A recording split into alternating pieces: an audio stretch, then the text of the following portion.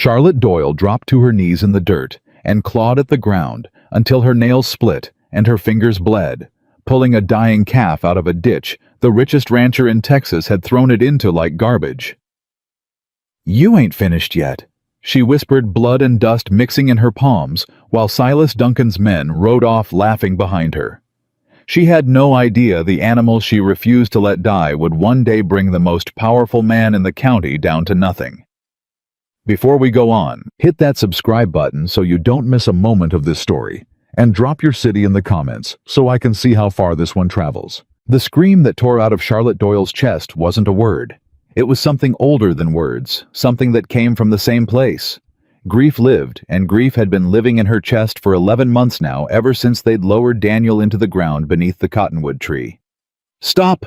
Stop right there, you cowards!" She was running before she'd decided to run, her skirts fisted in one hand, her boots pounding across ground so dry it cracked like old bone beneath her.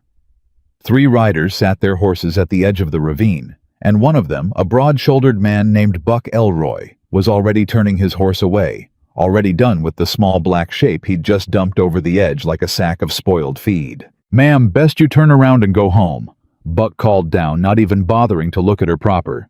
"Ain't nothing down there concerns you. You threw a living animal into a ditch." Charlotte's voice cracked on the last word, not from weakness, but from a fury so total it had nowhere else to go. "I saw you do it." "Runt calf," the second rider said, spitting to the side like the words tasted bad. "Mr. Duncan's orders. Ain't worth the milk it'd take to save it." "Mr. Duncan's orders," Charlotte repeated, and something in her went cold and still, the way water goes still right before it freezes. "Mr. Duncan send you boys to murder something helpless, or did you volunteer for that particular job yourselves?" Buck's jaw tightened. He was not a cruel man by nature, and something in her question had found the soft place under his ribs where a conscience still lived, buried, but not dead. But he had a family to feed and a boss who didn't tolerate men who talked back. So he simply turned his horse and said, "You want to waste your pity on a dying calf, that's your business, Mrs. Doyle. Just don't come crying to Mr. Duncan when your own place goes under for want of sense." They rode off laughing, the sound of it drifting back to her on the hot wind, and Charlotte did not watch them go.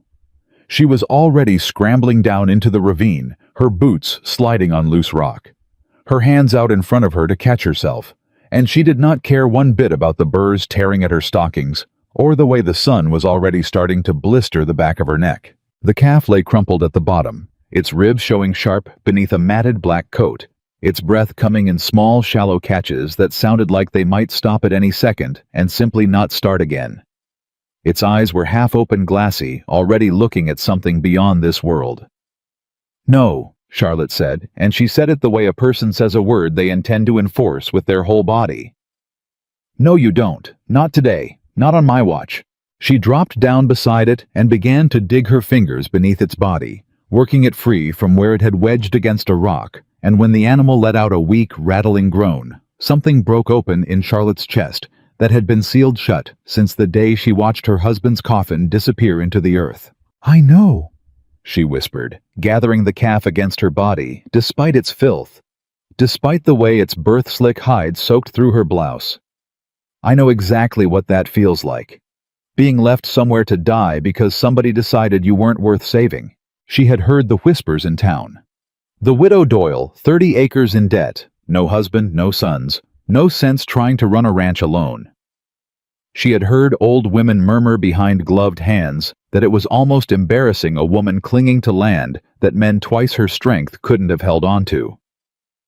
She had heard Silas Duncan himself at the mercantile counter not 2 weeks past tell the shopkeeper within her hearing that Charlotte Doyle would be selling her acreage to him by first frost, one way or another, because a woman alone in this country is just land waiting to change hands. She had swallowed all of it. She had nodded politely and paid for her flour and walked out with her spine straight, because that was what her mother had taught her, that a woman's dignity was the one thing nobody could auction off if she refused to let them. But carrying this calf up out of the ravine, its heartbeat a frantic stutter against her forearm, she found she was done swallowing. "They counted you out," she said, climbing her arms, burning her breath, tearing at her lungs in the heat. "They counted me out too. Well, I reckon we're neither one of us finished. By the time she reached the top of the ravine, a man was standing there. She hadn't heard him approach, and for one heart-stopping second, she thought Duncan's riders had circled back. But this man was a stranger, tall and sun-weathered, a battered hat pulled low, a coiled rope hanging from his saddle, and a rifle scabbard on a horse that looked like it had seen hard miles. He had the look of a man who'd spent more nights under open sky than under any roof, and his eyes, when they found hers, held something careful and watchful, the look of a man used to sizing up trouble before it found him. "Saw those men ride off laughing," he said, his voice low and even. "Figured somebody ought to see what they left behind." "I've got it handled," Charlotte said, too sharp, too fast. The old reflex of a woman who had learned that offers of help from strange men rarely came without a price attached. "Didn't say you didn't." He tipped his hat, the barest fraction of movement more habit than courtesy. "Name's Jesse Calloway. I was riding through looking for work. Saw the whole thing from up on the ridge." "Then you saw a woman managing on her own." Charlotte adjusted the calf against her hip, ignoring the way her arms trembled with the effort. "I don't need looking after Mr. Calloway." Something almost like amusement flickered across his face, gone as quick as it came. "No, ma'am. Don't reckon you do." His eyes dropped to the calf, then back up to her face, and his expression shifted into something more serious. "That animal's got maybe an hour left in him, unless somebody gets warm milk into his belly quick, and I don't expect you're carrying a bottle in your apron pocket." Charlotte's jaw tightened, because he was right, and being right didn't make him any less of a stranger standing uninvited on her land. "My place is a half-mile that way," she said, finally jerking her chin toward the horizon. "I've got milk and I've got a fire, and I don't have time to stand here arguing with a drifter about who's more capable of saving a dying animal." "Wasn't arguing," Jesse said. "Just offering my horse, seeing as yours seems to be back at your place, and that calf ain't getting there any faster in your arms than it would slung over my saddle." Charlotte looked at him a long moment, weighing pride against practicality, and practicality won, though it cost her something to admit it. "Fine," she said. "But I'm walking beside him the whole way. I didn't pull him out of that ravine to lose him to a stranger's saddle horn." "Wouldn't expect anything less," Jesse said, and there was no mockery in it, which surprised her more than she wanted to admit. They didn't speak much on the walk back, and Charlotte spent the silence turning the whole afternoon over in her mind, the cruelty of Duncan's men, the calf's shallow breathing, this quiet stranger who had appeared like he'd been sent by something bigger than coincidence. When they reached her cabin, she took the calf inside and laid him near the hearth, and Jesse, without being asked, saw to his own horse, and then stood in her doorway, like a man unsure whether he'd been invited any further than that. "You can go on your way now, Mr. Calloway," Charlotte said, not unkindly, kneeling beside the calf and warming milk over the fire. "I'm obliged for the ride, but I don't need charity, and I surely don't need company." "Didn't offer charity." Jesse leaned against the doorframe, arms crossed. "Offered a horse." "There's a difference, ma'am, though I understand you might not have much reason these days to trust the distinction." Charlotte's hands stilled over the pan of milk. "You presume a great deal about a woman you met 20 minutes ago." "I presume men in this valley have given you plenty of reason to keep your guard up," Jesse said. "Watched Buck Elroy toss a living thing into a ravine like it was spoiled meat. Man doesn't do that without a boss who taught him it was acceptable. Figure that same boss has probably made your life plenty hard too." Charlotte said nothing, because he wasn't wrong, and because something about the steadiness in his voice made her chest ache in a way she hadn't allowed herself to feel in nearly a year. She busied herself with the calf instead, tipping small amounts of warm milk against his lips, coaxing, pleading under her breath. "Come on now," she murmured. "Come on. You didn't survive Silas Duncan's cruelty just to give up on my kitchen floor." The calf's throat worked weakly. A trickle of milk disappeared. Then another. "There," Jesse said quietly from the doorway, and Charlotte looked up to find something unguarded in his face for just a moment, something that looked almost like hope before he caught himself and straightened. "Looks like he's got some fight in him yet." "He's going to need more than fight," Charlotte said. He's going to need a full night of this every hour, or he won't see morning.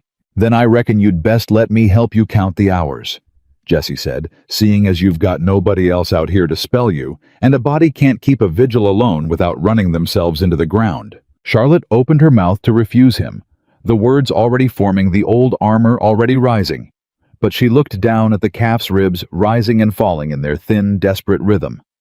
And she looked up at this stranger, who had ridden 30 miles to nowhere in particular, and stopped because a woman was crying over an animal in a ditch, and something in her, some tired and lonely and grief-worn part of her, simply didn't have the strength to send him away. "One night," she said, "and you sleep in the barn, Mr. Calloway.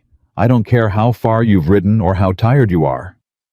"Wouldn't dream of asking otherwise, ma'am," Jessie said, and there was the faintest curve of a smile at the corner of his mouth, quickly smoothed away, like a man unused to letting himself feel anything as light as amusement. The night stretched long and slow. Charlotte fed the calf by the hour, her eyes burning with exhaustion, and Jessie sat across the hearth from her feeding the fire, saying little, but somehow his presence didn't press against her the way she expected a stranger's presence to. Around midnight, when the calf's breathing hitched dangerously and Charlotte's hands began to shake, Jessie was the one who steadied the animal's head while she forced milk past its lips, his voice low and calm, murmuring nonsense to keep the animal from thrashing. "You've done this before," Charlotte said, watching him. "Grew up on a ranch in the Nations, before the war took most of it," Jessie said. "Learned early that sometimes the runts are the ones worth fighting hardest for. Everybody else gives up on them so easy. Don't seem right that we should too." Charlotte studied him in the firelight, this drifter with careful eyes and gentle hands, and felt something shift in her chest that she didn't have a name for yet, something she wasn't ready to look at directly. "Why'd you really stop today, Mr. Calloway?" she asked.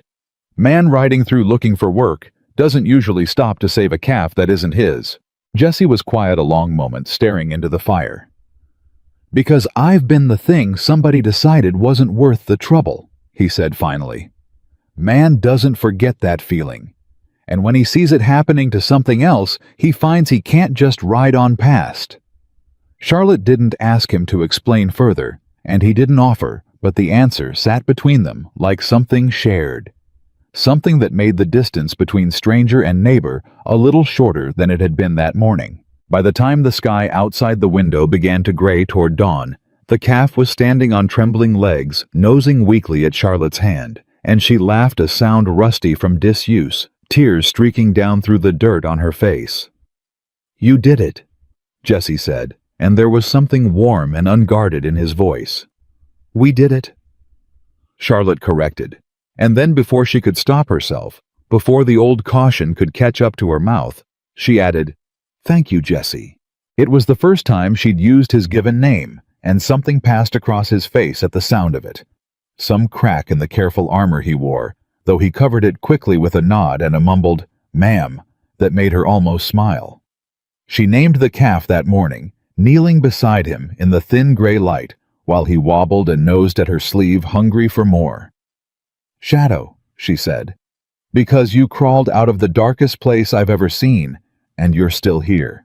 She had no way of knowing, kneeling there with milk drying on her hands and a stranger's horse tied outside her barn, that the animal she'd just named would one day grow into the finest bull Texas had ever seen, or that the man asleep in her hayloft would become the only person in the valley willing to stand beside her when Silas Duncan came to take everything she had left. But that morning, all she knew was that something small and abandoned had refused to die, and so, for the first time in 11 long months, had something in her. Word of the rescued calf spread through Red Willow Valley faster than Charlotte would have liked. By the time she rode into town 3 days later for supplies, she could feel the stairs before she even dismounted, could hear the murmur that followed her down the boardwalk like a shadow of its own. Heard the widow Doyle went digging in a ditch for Duncan's throwaway calf, old Mrs. Pruitt said to her companion, not quietly enough. Woman's got more foolishness than sense taking in something Silas Duncan himself declared worthless. Charlotte kept her chin level and her steps, even though the words landed exactly where they were meant to. She had learned in the 11 months since Daniel's death that the town's opinion of her had calcified into something almost comfortable in its cruelty. Poor Charlotte Doyle, too stubborn to sell, too foolish to fail properly and get it over with. She was loading flour into her wagon when Silas Duncan's shadow fell across her. He was not a large man, not physically, but he carried himself like one shoulder's back. Chin lifted the confidence of a man who had never once in his life been told no and made to accept it. "Mrs. Doyle?" He touched his hat with 2 fingers, the gesture somehow managing to feel like an insult rather than a courtesy. "I hear you've taken quite an interest in my discarded property. Your men left a living animal to die in a ravine, Mr. Duncan," Charlotte said, not turning from her work. "I'd hardly call rescuing it an interest. I'd call it common decency, though I understand that word may not carry much weight on your ranch." A muscle ticked in Duncan's jaw, the only sign that her words had found their mark. That calf was a defective birth. Weak stock, poor conformation, not worth the feed it would take to raise it to any useful size. My men did what any sensible rancher does with an animal that isn't worth saving. "Funny," Charlotte said, finally turning to face him fully. "How many things you seem to decide aren't worth saving, Mr. Duncan? Calves, widows' ranches, anything that doesn't line your pockets a little fuller." The words hung in the air between them, sharp enough that a few passers-by slowed their steps to listen. Duncan's expression cooled into something harder. "You'd do well to remember, Mrs. Doyle, that your 30 acres sit directly between my North Range and the only reliable creek access in this half of the valley. I've made you a fair offer for that land 3 times now. I'd hate to see circumstances force my hand into something less generous." "Is that a threat, Mr. Duncan?" "It's a fact of geography," Duncan said smoothly. "Water rights have a way of becoming complicated for the smaller landholder when the larger one controls the upstream access. I'd hate for your little rescue project to run dry before it ever amounts to anything." Charlotte felt the blood drain briefly from her face before fury rushed back in to replace it. "You'd cut off my water. I'd exercise my rights as the senior claim holder," Duncan said, already turning away, already done with her, the way he was done with anything that had stopped being useful to look at. "Same as any businessman would. Nothing personal in it, Mrs. Doyle. Just good sense." He walked off down the boardwalk, and Charlotte stood there, with her hands curled into fists at her sides, shaking with a rage that had nowhere to go, until a voice behind her, low and familiar, broke through the roar in her ears. "Man like that," Jesse said, stepping up beside the wagon, "spends so much time deciding what's worthless, he never once stops to wonder if somebody's doing the same arithmetic about him." Charlotte turned startled to find him there, having ridden in separately to inquire after work at the livery. "You heard all that?" "Whole street heard it," Jesse said. "Man wasn't exactly whispering. Reckon he wanted an audience for it." "He'll cut my water," Charlotte said, and for the first time that morning, her voice wavered, the fear underneath the fury finally cracking through. "Without water, I lose the herd. I lose the land. I lose everything Daniel and I built, everything I've been killing myself trying to hold on to." Jessie was quiet a moment, studying her face with an intensity that made her feel absurdly less alone than she had in almost a year. "Then I reckon you'd best not lose it," he said simply. "And I reckon you don't have to face that fight without a second pair of hands, unless you're still set on telling me to ride on." Charlotte looked at him, this quiet stranger who had appeared out of nowhere to pull a dying calf and a grieving widow, both back from the edge of something, and she thought of Daniel, of the promise she'd made at his graveside, that she would not let this land go, not for anything, not for anyone. "I don't have money to pay a hired hand properly," she said. "Not yet, maybe not for a long while." "Didn't ask for money," Jessie said. "Asked to help." "Why?" The question came out rawer than she intended, all her exhaustion and grief and stubborn pride bleeding into that single word. Why would a stranger ride into a fight that isn't his? Jessie held her gaze, and something passed between them that neither of them had words for, yet something that had started the moment she'd screamed at 3 men on horseback and hadn't stopped growing since. "Maybe because I've spent a long time riding past fights that weren't mine," he said quietly. "And maybe I'm tired of being the kind of man who does that." Charlotte didn't answer right away. She climbed up onto the wagon seat instead, Her hands still trembling from the confrontation with Duncan, her mind already racing ahead to creek beds and water rights, and the small black calf waiting for her back at the cabin, alive against every prediction, against every man who had ever decided he knew what was and wasn't worth saving. "The barn's still available," she said, finally looking down at Jesse Calloway from the wagon seat, "if you're still of a mind to sleep in it." Something eased in his shoulders, something that looked almost like relief, though he covered it quick with a nod, same as he covered everything. "Yes, ma'am," he said. "Reckon I am." She flicked the reins and the wagon lurched forward, and behind her, she heard the sound of a second horse falling into step, and for the first time since they'd lowered Daniel into the ground beneath the cottonwood tree, Charlotte Doyle rode toward home without feeling entirely alone in the fight ahead of her. She did not know yet how far Silas Duncan would go to break her. She did not know that the calf sleeping in her barn would grow into an animal men would travel hundreds of miles to see, or that the quiet drifter riding beside her carried scars and secrets of his own that would test everything she thought she understood about trust. All she knew, guiding the wagon down the dusty road toward home, was that something small and left for dead had survived one more day, and so had she. And for now, in the fierce Texas summer heat, that was enough to keep fighting for. 3 days after she carried Shadow up out of that ravine, Charlotte Doyle stood in her kitchen doorway and watched Jesse Calloway mend a fence post, like a man who had never once in his life considered doing it any other way but right. She'd left a small leather pouch of coins on the porch rail that morning, in plain sight, close enough to his work that a man looking to test his welcome might slip it into a pocket and ride on before she noticed. It wasn't much. $4, maybe $5. But it was more than most drifters could resist when they thought nobody was watching. By noon, the pouch hadn't moved an inch. "You've been staring at that fence post an awful long while." "Mrs. Doyle," Jesse said, without turning around, driving another nail home with 2 clean strikes. "Something wrong with my work." Charlotte felt her face heat caught. "I wasn't staring at your work." "No." Jesse agreed, finally glancing back at her, and there was something knowing in the set of his mouth. "Reckon you were staring at that money you left out there, testing whether I'd take it." She didn't bother denying it. There wasn't much use lying to a man who'd already seen through her plain as glass.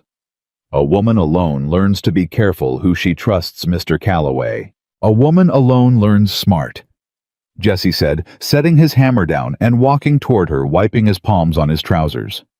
He picked up the pouch from the rail and held it out to her handle first, same way a man returns something that was never his to keep. "I didn't come here for your money, ma'am. Told you that already. Man only needs to say a thing once if he means it." Charlotte took the pouch back, her fingers brushing his for the briefest moment, and something in that small contact sent a current through her she hadn't felt in 11 months, a current she immediately distrusted and pushed down hard.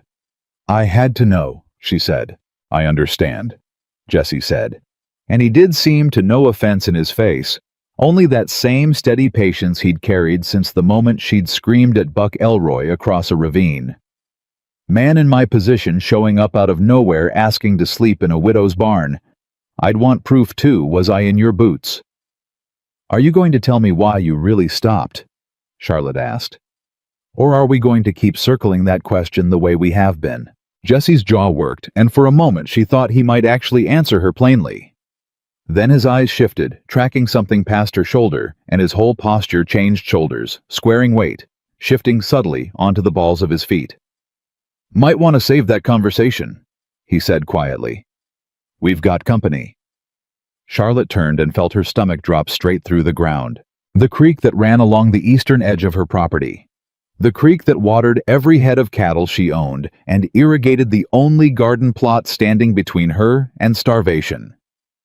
Come winter had gone from a steady silver ribbon to a cracked brown scar of mud in the space of 3 days. "No," she said, already moving her skirts gathered in one fist, running toward the creek bed the same way she'd run toward that ravine days before, some part of her mind refusing to believe what her eyes were telling her, until she stood at the edge of it with dry, cracked earth crumbling beneath her boots. "No, no, no." Jesse was beside her, a heartbeat later, crouching down, running his fingers through the cracked mud, his face grim. "Diverted," he said. "Somebody's dammed it upstream. This didn't happen natural." "Duncan!" Charlotte breathed, and the fury that rose in her was so total, so consuming, that for a moment she couldn't see straight. "He said he would. He stood right there on the boardwalk and told me to my face he'd cut my water, and I thought I actually let myself think he was bluffing." "Man like that doesn't bluff," Jesse said, straightening. "Man like that makes promises. Only difference is which ones he means for kindness, and which he means as a knife." Charlotte's mind raced through the arithmetic of her own ruin. 12 head of cattle, a garden that fed her through winter, a calf not yet 3 weeks old that needed to grow strong on more than just what milk she could spare from her own dwindling stores. "How far upstream?" she asked. "Half-mile, maybe less, judging the grade," Jesse said. "There's a narrows up that way where a man could throw a dam across without much trouble. Wouldn't take more than a few hours' work with the right crew." "Then we're going to go look at it," Charlotte said, already turning toward the barn, toward her horse, her voice hard as flint. "And if Silas Duncan thinks he can starve me off my own land without me standing right there to watch him try, he's sorely mistaken about the kind of woman he's dealing with." "Charlotte?" It was the first time Jesse had used her given name, and something about hearing it in his voice, low and urgent, made her stop, despite herself. "You go up there hollering the way you did at Buck Elroy, and there's a real good chance those men have orders that go past just standing around laughing this time. Man who'll starve out a widow's cattle isn't a man who'll think twice about worse if he figures the situation calls for it." "So what would you have me do?" Charlotte demanded. "Sit here and watch my herd die of thirst, because I was too careful to go looking my enemy in the eye." Jesse was quiet a moment, and when he spoke again, his voice had dropped into something colder, more measured, a tone she hadn't heard from him before. "I'd have you let me go first. See what we're dealing with before you go charging in." "This is my land, Mr. Calloway." "I'm aware," he said, "and I intend to keep it that way if you'll let me help you do it smart instead of just brave." They rode up together in the end because Charlotte refused outright to be left behind on her own property. And Jesse, after a long look that told her arguing further would waste time, neither of them had simply nodded and swung up onto his horse. The dam came into view a half-mile up, exactly where Jesse had guessed, a crude but effective wall of logs and packed earth thrown across the narrows, the creek pooling up dark and swollen behind it, while the channel below ran dry as a bone.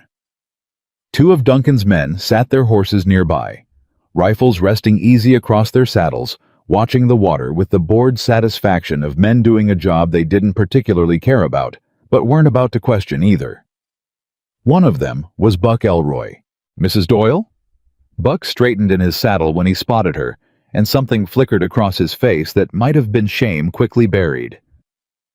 "This ain't a good place for you to be right now." "This is my water," Charlotte said, reining in hard enough that her horse tossed its head. "You've dammed my water, Buck Elroy, and I want to know if you did it with your own hands, or if you sent somebody with less conscience to do your dirty work for you." Buck's face reddened. "Mr. Duncan's got senior rights to this creek, ma'am, filed proper at the county office. Ain't nothing illegal about a man exercising his own claim. Your Mr. Duncan's claim runs to the creek where it crosses his land," Jesse said, his voice carrying an edge Charlotte hadn't heard from him before, flat and certain, the voice of a man who knew exactly what he was talking about. "This narrow sits a full quarter-mile inside Doyle land, by my reckoning. You want to explain how a man exercises senior rights on ground he doesn't own." The second rider, a lean man with a scar bisecting one eyebrow, shifted his rifle just slightly, not quite pointing it, but close enough that the message landed clear. "Don't reckon that's any concern of a drifter's." "Might not be," Jesse said, and he didn't so much as glance at the rifle, which unsettled Charlotte more than if he'd flinched. "But it's surely a concern for a county judge with somebody of a mind to file a complaint about a man building illegal works on land that ain't his." Buck's eyes cut toward his companion, some silent calculation passing between them, and Charlotte watched the confidence drain slightly out of both men's postures. They hadn't expected pushback with teeth in it. They'd expected a grieving widow they could bully into submission with a show of force and a few cruel words. "We're just following orders," Buck said finally, though his voice had lost some of its certainty. "You've got a grievance. You take it up with Mr. Duncan." "Oh, I intend to," Charlotte said. "But you can tell him something for me first, Buck Elroy. You can tell him that I know exactly what he's doing, and I know exactly why he's doing it, and it isn't going to work. Not this time. Not on me." They rode back down toward the cabin in silence for a stretch, Charlotte's mind churning through half-formed plans, none of them adequate, all of them shadowed by the same cold arithmetic. Without that creek, she had maybe a week before her cattle started showing real distress, 2 weeks before the situation turned fatal. "You knew that," she said, finally glancing at Jesse. "About the property line. About senior rights only running to where the creek crosses his own land." "I know a fair bit about water law," Jesse said, and something guarded crept back into his voice, some door quietly closing that had been open only minutes before. "Man picks things up riding through enough territory." "That's not an answer." "It's the one I've got for now," Jesse said, and though his tone stayed gentle, there was a firmness underneath it that told her pushing further wouldn't move him. Not yet. They found Samuel Hayes waiting at the cabin when they returned, an older man with a weathered face and hands gnarled from decades of hard work, sitting patient on his wagon seat, like he'd known exactly when they'd be back. Charlotte had met him only a handful of times since Daniel's death, mostly at church functions, where he'd offered quiet condolences, and little else but something in his expression now told her this wasn't a social call. "Mrs. Doyle." He climbed down slow, favoring one hip.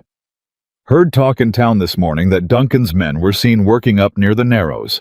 Figured I'd best come see for myself whether the rumor was true."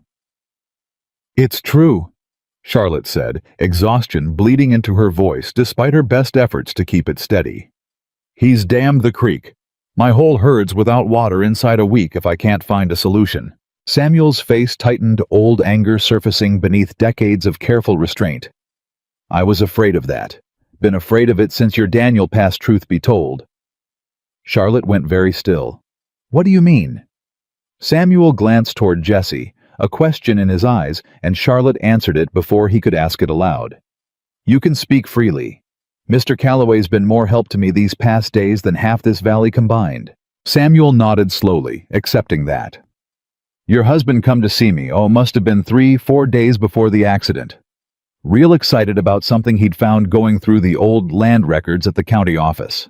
Said the original grant on this property, the one filed back in '58, when the first Doyle claimed it included water rights to a spring up near the headwaters. Not just creek access, mind you.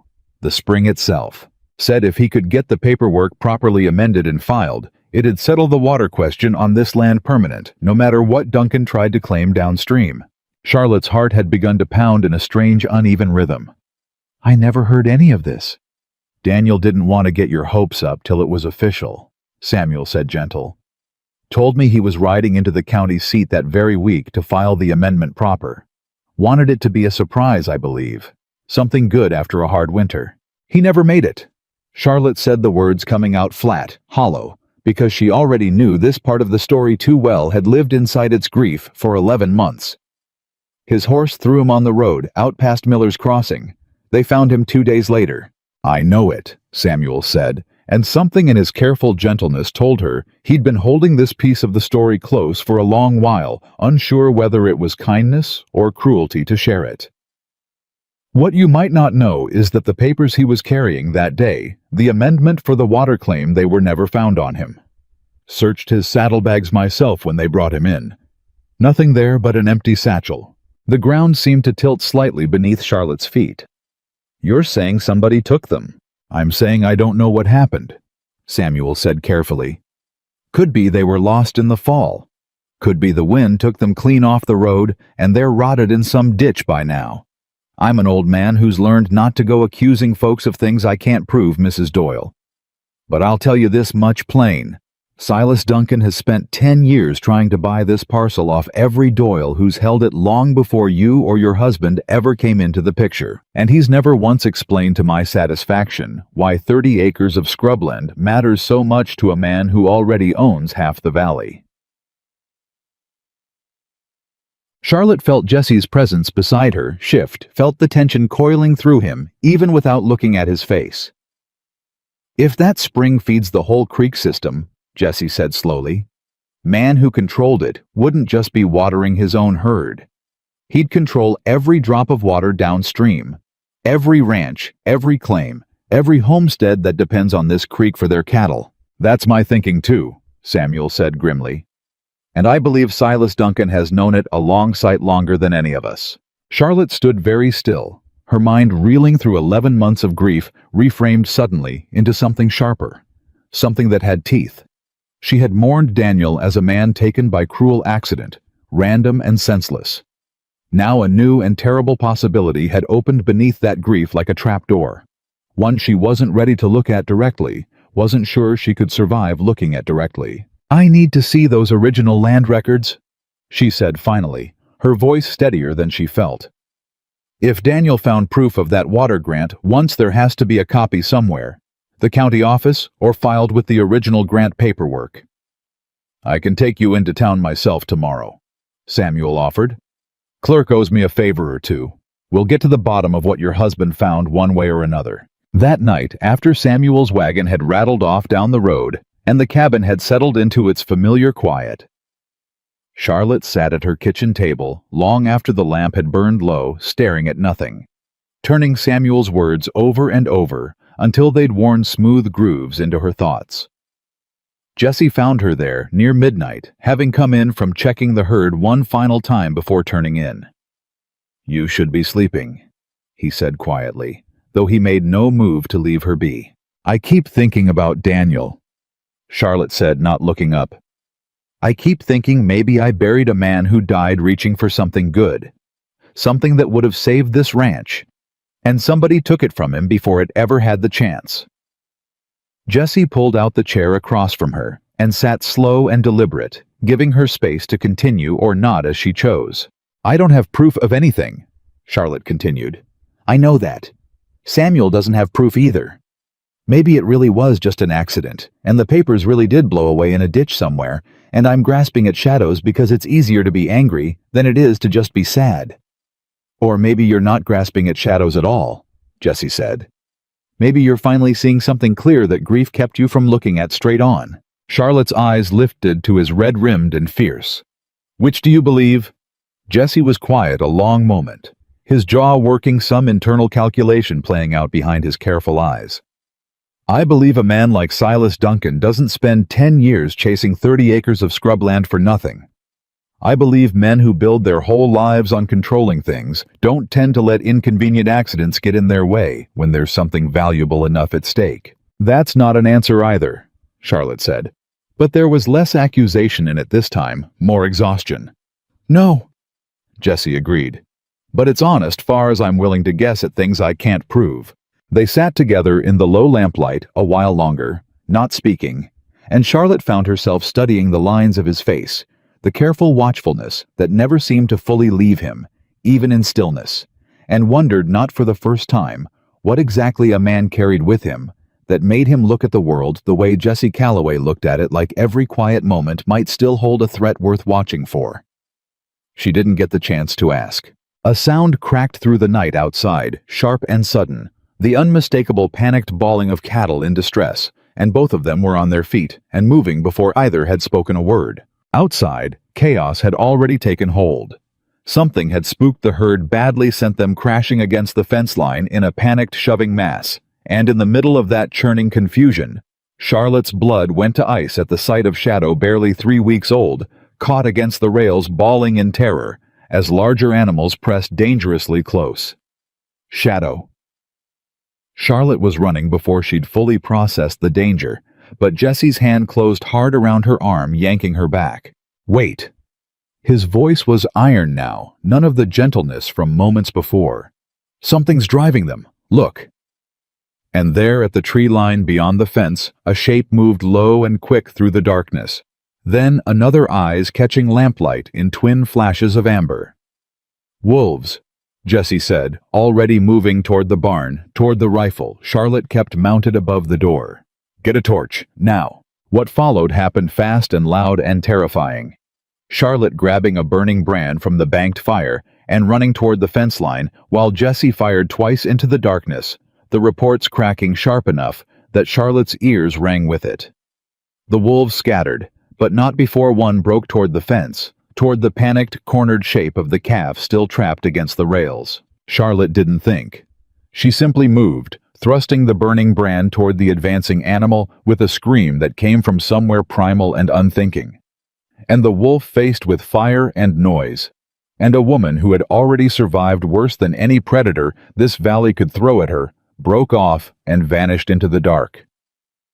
The silence afterward felt enormous.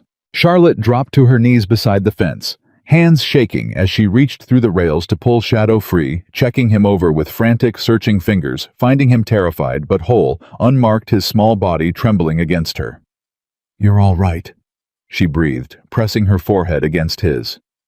"You're all right. I've got you." Jesse crouched beside her, a moment later, rifle still in hand, scanning the tree line with an intensity that told her the danger wasn't entirely past in his estimation. "That's twice in one day something's come after what's yours," he said quietly. "Creek water, and now this.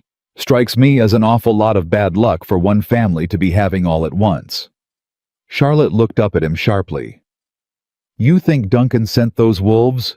"Wolves don't need sending," Jesse said, "but a man could leave a fresh kill near a herd, draw predators in close, if he wanted trouble to look natural instead of arranged. Wouldn't put it past him given everything else." Charlotte held Shadow tighter against her chest, the calf's heartbeat slowly steadying beneath her palm, and felt something harden inside her that hadn't been there before that night. Something that went past grief and past fear and settled into pure, unshakable resolve. "He is not taking this ranch," she said. "Whatever he's willing to do, whatever he's already done, he is not taking this land, and he is not taking this animal, and he is not taking me down with it."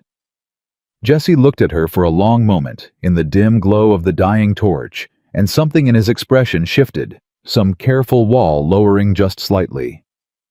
"No, ma'am," he said quietly. "Reckon he's not." The trip into town with Samuel Hayes the following morning yielded confirmation of everything Charlotte had feared and hoped in equal measure. The original 1858 land grant, dusty and half-forgotten in the county archive, plainly listed water rights extending to a spring at the property's northern boundary, the very headwaters that fed the entire valley's creek system. Daniel had found the truth. He had died carrying it toward the courthouse. And whether that death had been accident or something darker, the fact remained plain and undeniable. Now, Charlotte Doyle held the rightful claim to water that Silas Duncan had spent a decade quietly stealing from every rancher downstream. But knowing the truth and proving it to a county judge were two very different battles, and Charlotte understood riding home with the old records copied carefully into her satchel that Duncan would not simply concede a fight this large without doing everything in his considerable power to crush her first. She was not wrong. Word of her visit to the county archive reached Duncan within a day, and by evening he was standing on her porch himself, his expression carrying none of the smooth condescension from their earlier confrontations, replaced instead by something colder and more dangerous. "I hear you've been digging through old paperwork, Mrs. Doyle," he said without preamble. "Chasing ghosts your husband left behind. I hear you've been diverting water you have no legal claim to," Charlotte answered, standing her ground on her own porch, refusing to let his presence push her back a single inch. "Funny how these things work out, Mr. Duncan. Seems the truth has a way of surfacing eventually, no matter how deep a man tries to bury it." Something flickered behind Duncan's eyes, quick and dangerous, gone before she could name it. "You do well to consider carefully what you're accusing me of, and even more carefully, what you intend to do about it. I have lawyers in 3 counties, Mrs. Doyle. I have relationships with every judge worth knowing between here and Austin. A widow with a stack of dusty paperwork and a drifter for hired help is not equipped to win a fight of this size, no matter how righteous you believe your cause to be." "Maybe not alone," Charlotte said, "but I don't intend to fight it alone." Duncan's gaze flicked briefly to Jesse, who had come to stand in the doorway behind her, silent and watchful, and something calculating crossed the older man's face.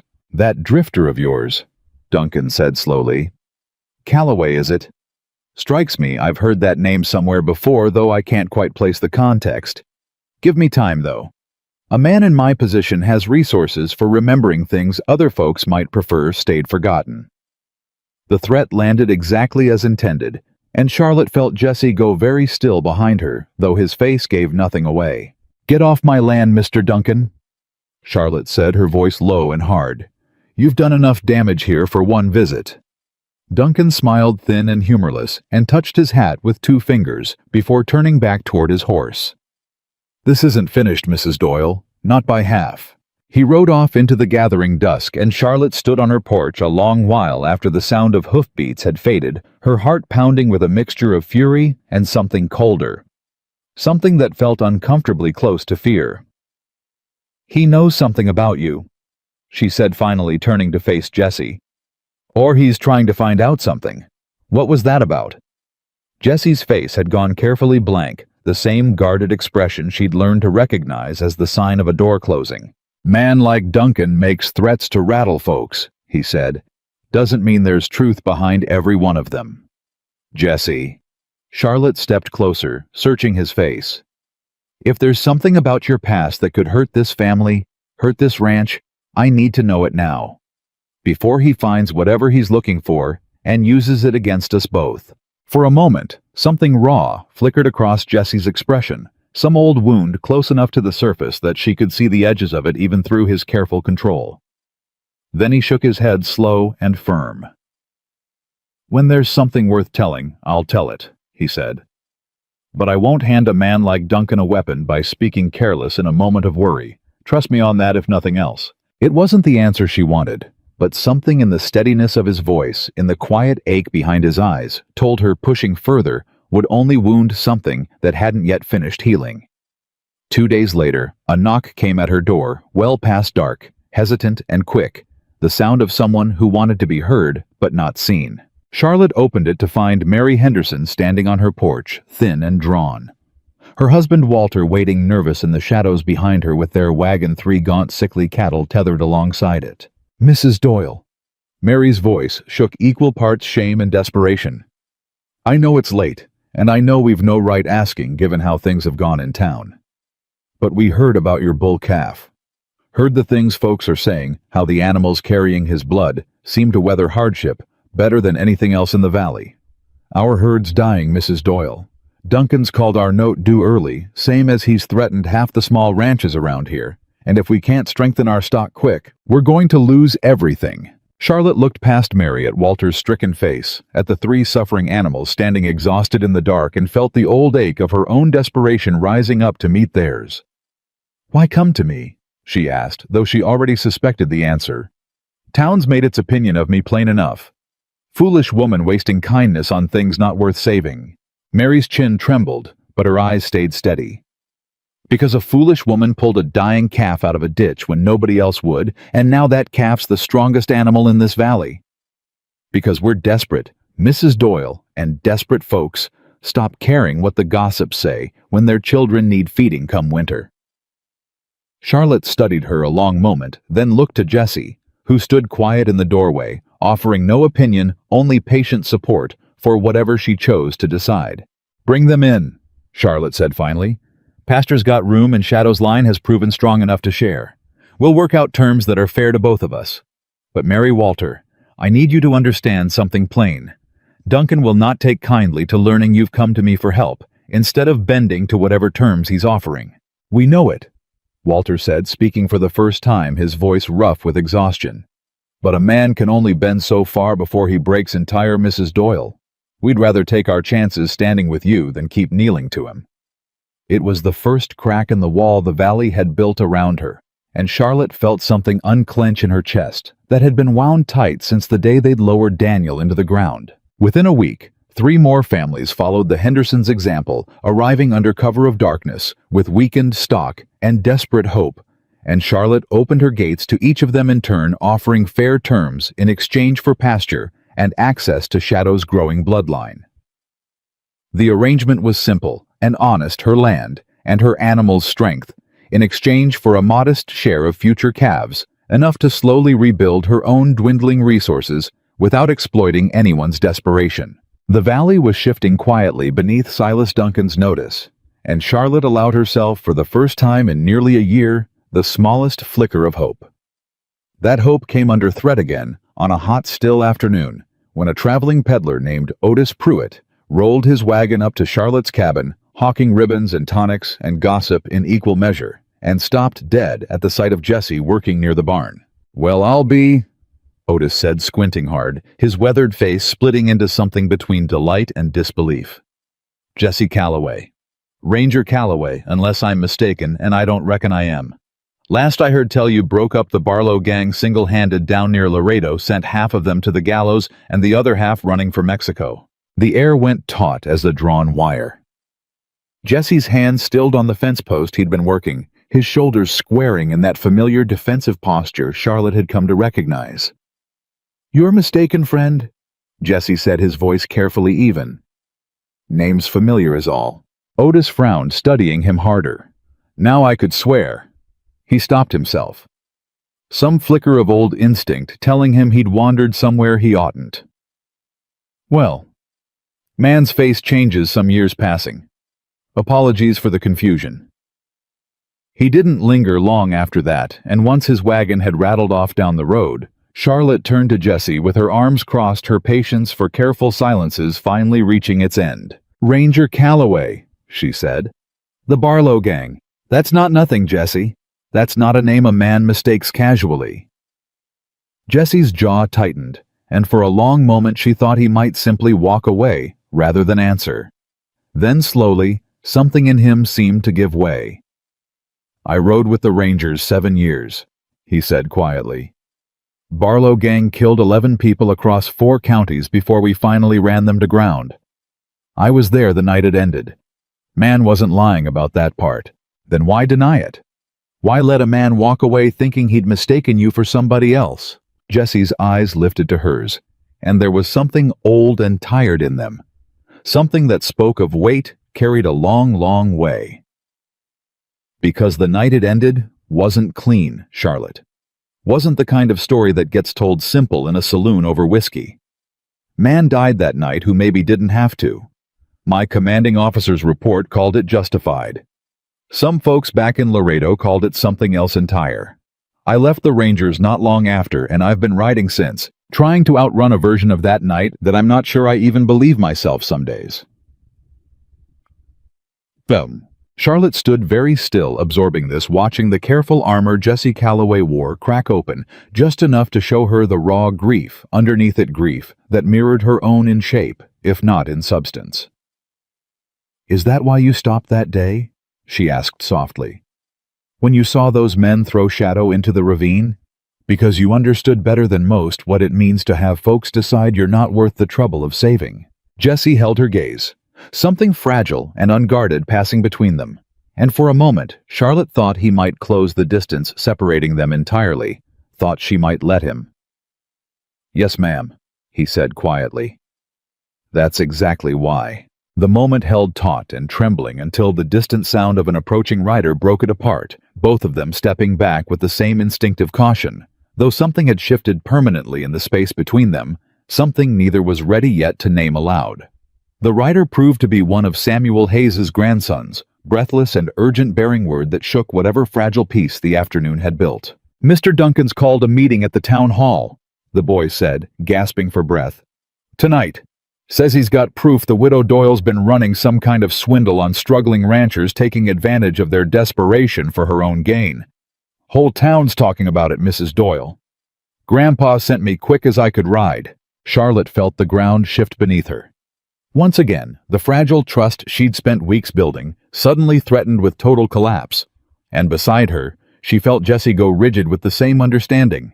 Silas Duncan had finally found his weapon, and he intended to use it not against her land, not against her water rights, but against the one thing she'd built, that money couldn't touch the trust of a valley finally starting to believe in her. "Saddle the horses," Charlotte said, her voice steady, despite the fear clawing up through her chest. "We're not going to sit here and let him tell my story for me." Jessie was already moving toward the barn, but he paused at the door, looking back at her with something fierce and protective in his expression.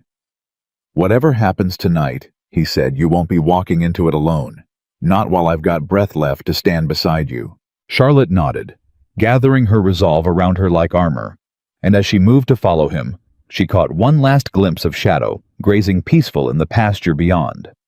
Grown stronger and larger in these past weeks than any calf his age had a right to be utterly unaware that the fate of everything Charlotte had built to save him now hung on what happened in a crowded town hall before the night was through. The town hall was already packed by the time Charlotte and Jesse rode up, lantern lights spilling gold across the boardwalk, the low murmur of a crowd working itself into something sharper than idle gossip. Charlotte felt every eye turn toward her the moment she stepped through the door. Felt the room's temperature drop, the way a room does when it's already decided what story it wants to believe. Silas Duncan stood at the front near the podium, dressed sharper than usual, his expression arranged into something that might have passed for concern if a person didn't know better. "Ah, Mrs. Doyle," he said, loud enough to carry to every corner of the hall. "Glad you could join us. Seemed only right you should be present to hear the concerns your neighbors have raised." "My neighbors," Charlotte repeated, walking straight up the center aisle with her chin level and her spine ironed straight, Jesse a half step behind her shoulder. "Funny how you're always so eager to speak for people, Mr. Duncan, right up until it's their turn to speak for themselves." A ripple of murmurs moved through the crowd. Duncan's smile thinned, but held. "I've simply brought forward what several ranchers have shared with me in confidence," he said. "Concerns that you've been offering desperate families false promises, taking their weakened cattle onto your land under terms that benefit only you, while they remain none the wiser about the true cost, until it's too late to walk away." "That's a lie," a voice called from the back, and Charlotte turned to see Walter Henderson pushing forward through the crowd, his hat gripped tight in both hands, his face flushed with anger. "That is a bald-faced lie, Silas Duncan, and you know it plain as I do." "Walter!" Duncan's voice took on a note of practiced patience, the tone of a man humoring a child. "I understand loyalty runs deep when a person's desperate enough to accept any offer of help. But surely you can see the arrangement isn't as generous as Mrs. Doyle has led you to believe." "I can see plenty," Walter shot back. "I can see my herd's still alive because of her when your banknote damn near killed us all before the summer even turned. I can see she asked for a fair share of calves, and not one penny more, wrote it out plain on paper, so there'd be no confusion later. You want to talk about false promises, Mr. Duncan? Maybe you ought to explain to this room why you called our note due 8 months early with no warning given." The murmur in the crowd shifted, uncertain now, no longer quite so unified in its skepticism. "Business decisions are rarely popular," Duncan said smoothly, though Charlotte caught the faint tightening around his eyes, the first crack in his composure. "That doesn't make them predatory." "Funny word for you to use," Charlotte said, stepping fully into the lamplight, where the whole room could see her face, see that she wasn't shrinking from this fight. "Predatory. Since we're speaking plainly tonight, Mr. Duncan, why don't we discuss the creek you dammed on my property 3 weeks past water rights that legal record shows belonged to my land since 1858, water you diverted without so much as a word of warning, leaving my herd to suffer for it." A sharp intake of breath moved through the hall. Duncan's jaw tightened visibly now. "That water dispute is a legal matter still under review," he said, his voice losing some of its earlier smoothness. "Under review by whom?" This came from Samuel Hayes, rising slowly from his seat near the front, leaning on his cane, his voice carrying the weight of decades in this valley. "I've seen the original grant myself, Silas, filed in the county archive plain as day. That spring, and the water rights attached to it belong to Doyle land, not yours, and have since before either of us was born. Old records get misfiled," Duncan said, but the confidence had drained further from his voice, now replaced by something tighter, more careful. "Clerical errors happen." "Convenient error," Samuel said, "given how many years you've spent trying to buy that parcel off every Doyle who's held it." The room had gone fully quiet now, waiting, and Charlotte felt the tide of the evening shifting, felt something like hope kindling in her chest for the first time since Duncan had called this meeting. Then Duncan's eyes shifted cold and calculating, landing on Jessie, standing silent at Charlotte's shoulder, and Charlotte felt her stomach drop before he'd even spoken a word. "Since we're speaking plainly tonight," Duncan said, his voice regaining its edge, "perhaps we ought to discuss the character of the man Mrs. Doyle has taken into her confidence. Into her home by all accounts, sleeping in her barn these past weeks." "Mr. Duncan," Charlotte warned, "whatever you're about to say, I did some inquiring." Duncan continued, ignoring her entirely, raising his voice to carry across the whole hall. "After that curious business with the peddler last week, seems our Mr. Calloway isn't simply a drifter looking for honest work. Seems he was a Texas Ranger until he wasn't anymore. Until a man died under his watch in Laredo, a death some folks down that way still call murder rather than justice." The room erupted into a low roar of shocked murmurs, and Charlotte felt the ground tilt beneath her, felt every eye in the hall swing from her toward Jessie, whose face had gone completely dangerously still. "That's not the whole truth," Jessie said, his voice low, but cutting through the noise with a control that Charlotte recognized now as hard-won, the discipline of a man who'd learned to keep his composure, even when the world tried to tear it from him. "And you know it isn't, Duncan, or you wouldn't be so eager to tell only half of it." "Then correct me," Duncan said, spreading his hands in mock invitation. "Enlighten this room, Mr. Calloway. Tell them exactly what happened that night in Laredo." Charlotte watched Jessie's throat work, watched the old grief surface behind his careful eyes, and stepped instinctively closer to him, close enough that her shoulder brushed his arm. "You don't have to answer him," she said quietly. "Not here, not like this." "Yes," Jessie said, just as quiet, though something in his posture had straightened, some decision settling into his bones. "I believe I do." He turned to face the room fully, and Charlotte watched him gather himself the way she imagined he must have gathered himself 100 times, riding into danger, some deep well of steadiness that fear couldn't fully touch. "The man who died that night was named Cole Rutherford," Jessie said, his voice carrying clean through the silent hall. "He was part of the Barlow gang, wanted for murder in 4 counties, 11 people dead by their hand before we finally ran them to ground outside Laredo. When the shooting started, Rutherford threw down his weapon, put his hands up, called out that he was surrendering." He paused, and Charlotte saw the memory pass across his face like a shadow, raw, even after however many years had passed since. "My commanding officer didn't believe him," Jessie continued. "Ordered us to fire anyway, said a man like Rutherford didn't deserve the benefit of the doubt after what he'd done. I refused the order. Officer shot him himself, point-blank, hands still raised. Filed his report, calling it justified resistance. I filed my own report, calling it exactly what I'd seen it to be. Cost me my commission. Cost me every friend I had in that outfit. Men who closed ranks around their commander rather than believe a fellow ranger over him. I've been riding since, trying to outrun the fact that the one time I tried to do right by the law instead of just following orders, it cost me everything I'd built my whole life around." The hall had gone utterly silent, the weight of his words settling over the crowd like something physical. "So yes," Jessie said, his eyes finding Duncan's across the room, steady and unflinching. "A man died that night, but it wasn't by my hand, and it wasn't because I lacked the conscience to stop it. It was because I had too much conscience to let it happen quiet, and men like you, Duncan, men who've spent their whole lives learning that power excuses cruelty, you'll always find that kind of conscience inconvenient to have around." For a long moment nobody spoke. Then from the back of the hall, an older woman's voice broke the silence, thin but clear. "My nephew served under Captain Wilkes in Laredo," she said. "Told the family privately years back that Wilkes had a reputation for cutting corners when it suited him. Never surprised me none to hear a young ranger paid the price for having more honor than his commander could stomach." A murmur of agreement moved through pockets of the crowd, and Charlotte watched something shift in the room's collective mood, watched sympathy begin to outweigh suspicion. Duncan, sensing the tide turning against him, tried one final gambit.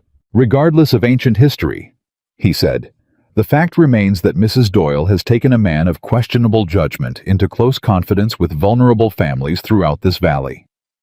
I ask this room to consider whether that judgment reflects well on her own character. My character," Charlotte said, stepping forward, her voice ringing clear and hard through the hall, has never once involved diverting a neighbor's water calling in notes early to force families off land their grandparents worked, or spreading half-truths about a man's past to distract from my own wrongdoing. If this room wants to question judgment tonight, Mr. Duncan, I'd suggest they start with yours. The applause that followed startled her, scattered at first, then building Walter Henderson, leading it with his hat raised high. Other ranchers she'd helped joining in until the sound filled the hall, and Duncan stood at the podium with his face gone the color of old ash, his authority crumbling visibly before the whole valley's eyes. He left without another word, shouldering through the crowd toward the door, and as he passed Charlotte, he paused just long enough to speak low, meant only for her ears. "This isn't finished." He said the same words he'd used before, though this time there was something more dangerous underneath them, something that had shed its earlier composure entirely. "You've embarrassed me in front of this whole valley tonight, Mrs. Doyle. That's not a debt I forget easily." He was gone before she could answer, the door swinging shut behind him, and Charlotte stood in the aftermath of the meeting surrounded by neighbors who, for the first time since Daniel's death, looked at her with something other than pity or suspicion. The ride home was quiet, both of them still absorbing the weight of what had happened, and it wasn't until they'd reached the cabin, until the horses were seen to, and the lamp lit low against the darkness outside, that Charlotte finally spoke what had been building in her chest since Jesse's confession. "Thank you," she said, "for telling them the truth even though it cost you something to do it." Jesse looked up from where he sat near the hearth, something vulnerable still lingering in his expression. "Wasn't sure it was my place to make that choice for you. Man's past has a way of following him into rooms he didn't invite it into." "Your past didn't hurt me tonight," Charlotte said, sitting across from him. "Your honesty saved us both. There's a difference." "Reckon there is," Jesse said quietly, and something passed between them in the low firelight. Something that had been building for weeks, patient and careful, finally ready to be acknowledged. "Jesse," Charlotte's voice came out softer than she intended. "That night you first came to my door offering to help. I didn't understand then why a stranger would choose to stay and fight a battle that wasn't his. I think I understand it a little better now." Jesse's eyes lifted to hers, something raw and unguarded finally breaking through the careful walls he'd built around himself. "Charlotte, I need you to understand something plain. I didn't stop that day because I felt sorry for you, or because I had nowhere better to be. I stopped because I watched a woman run toward a dying thing everyone else had already given up on, and something in me that had been asleep a long, long time woke up and wouldn't let me ride past." The distance between them had narrowed, without either quite noticing, and when Jesse reached out to gently brush a strand of hair from her face, Charlotte didn't pull away. "I buried a husband 11 months ago," she said softly. "I don't know how to do this. I don't know how to let myself feel something again without it feeling like a betrayal of everything we built together. I'm not asking you to forget him." Jesse said, his voice low and careful. "I'm just asking you to let yourself keep living, Charlotte. Daniel wouldn't have wanted you to spend the rest of your days alone in the dark punishing yourself for surviving him." Charlotte felt tears rise hot and unexpected, and when Jesse's hand cupped her cheek gentle and questioning, she leaned into it instead of away. "I'm scared." She admitted the words costing her something to say aloud. "So am I," Jesse said. "Man doesn't survive what I survived and come out the other side without carrying some fear of his own. But I'd rather be scared standing beside you than safe riding alone the rest of my days." The kiss that followed was soft, tentative, both of them moving slow, giving the other every chance to pull back. And when neither did, something settled between them that felt less like a beginning and more like a long overdue arrival. They didn't have long to sit inside that fragile new peace. 3 days later, a rider Charlotte didn't recognize came trotting up her lane well-dressed in a manner that marked him as someone from beyond the valley, his horse lathered from hard travel. "Mrs. Doyle," he called, reining in near the porch. "Name's Henry Whitmore. I've come a long way to see about a bull I've been hearing remarkable things about." Charlotte exchanged a glance with Jesse, surprised. "News travels fast, Mr. Whitmore. We're a fair distance from anywhere important. Not so fast that word of exceptional stock doesn't eventually reach the right ears, Henry said, dismounting with the easy confidence of a man used to being taken seriously. I buy cattle for operations across 4 states, Mrs. Doyle. Spend most of my year traveling evaluating bloodlines looking for animals worth building a legacy around. A trader passing through Fort Worth mentioned a black bull out of Red Willow Valley that survived what should have killed him and grew into something the local ranchers can't stop talking about. Curiosity got the better of me. Charlotte led him out to the pasture where Shadow grazed, grown now into a powerful young animal, his coat gleaming black in the afternoon light, his frame carrying an unmistakable strength that even Charlotte, who'd watched him grow day by day, still found remarkable. Henry Whitmore stopped dead at the fence line, his professional composure cracking visibly. "Good Lord," he breathed, moving closer, running experienced eyes over every line of the animal. "Mrs. Doyle, do you have any notion what you're looking at here?" "I know he's strong," Charlotte said. "I know the calves he's sired seem to weather hardship better than anything else in this valley." "That's not strength, Mrs. Doyle. That's constitution." Henry moved along the fence, studying Shadow's stance, his musculature, the calm alertness in his dark eyes. "I've evaluated thousands of head of cattle in my career. I've seen maybe a handful of animals, with conformation this exceptional, and none of them, not one, came with a survival story like the one I've been told about this bull." "Where did you get him?" Henry asked, turning to face her fully. Charlotte felt Jesse's hand find hers steady and grounding. "I found him dying in a ravine. Silas Duncan's men threw him there themselves, called him a runt, not worth the feed." Henry's eyebrows rose sharply. "Someone abandoned this animal. Nearly killed him doing it," Charlotte said. "I carried him home myself, fed him by hand through the night, wasn't sure he'd survive till morning." Henry looked back at Shadow, something almost reverent in his expression, then let out a low whistle. "That may be the most expensive mistake I've ever seen a rancher make. Mrs. Doyle, I'd like to make you an offer for this animal. A serious offer, the kind that could change your circumstances considerably." He named a figure that made Charlotte's breath catch more money than she'd seen in her whole life, combined enough to erase every debt shadowing her ranch, enough to buy better land, outright enough to leave behind every hardship she'd endured since Daniel's death. For a long moment, she said nothing, the weight of the offer settling heavy in her chest. "I need to think on it," she said finally. "Of course," Henry said. Though surprise flickered across his face, the reaction of a man unused to hesitation when he named sums that large. "I understand this is a significant decision. I'll be in the valley a few more days settling other business. Take whatever time you need." He tipped his hat and rode off, and Charlotte stood at the fence a long while watching Shadow graze, feeling the enormity of the choice pressing down on her. "That's more money than I've ever imagined having," she said quietly. "Enough to fix everything. Every debt, every worry gone in a single transaction." "It is," Jesse agreed, his voice careful, giving her space to work through the decision without pressure from him. "But he's not just an animal anymore," Charlotte continued almost to herself. "He's proof that something the world threw away can still become something extraordinary. If I sell him now, what does that make everything I fought for? What does it make me?" Jesse said. "Nothing." Simply stood beside her, offering the quiet support that had become his particular gift, and Charlotte found herself grateful, not for the first time, that he understood when words weren't what a moment called for. Word of Henry Whitmore's offer reached Silas Duncan within a day, as Charlotte had known it inevitably would, in a valley this small, and he arrived at her ranch the following afternoon, with an expression she hadn't seen on him before, something almost desperate beneath his usual polish.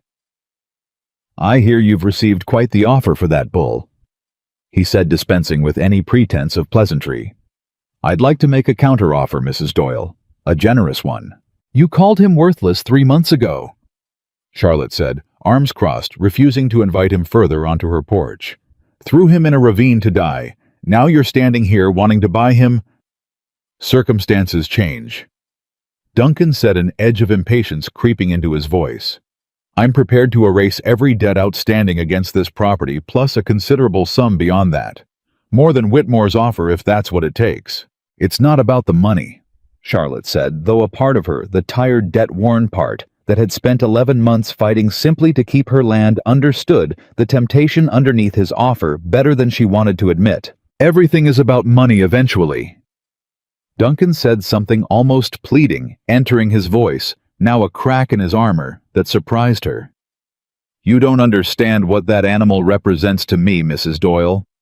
Every rancher in this valley who's brought their weak stock to your pasture instead of accepting my terms, every family choosing your fair arrangements over my leverage, it all traces back to that bull.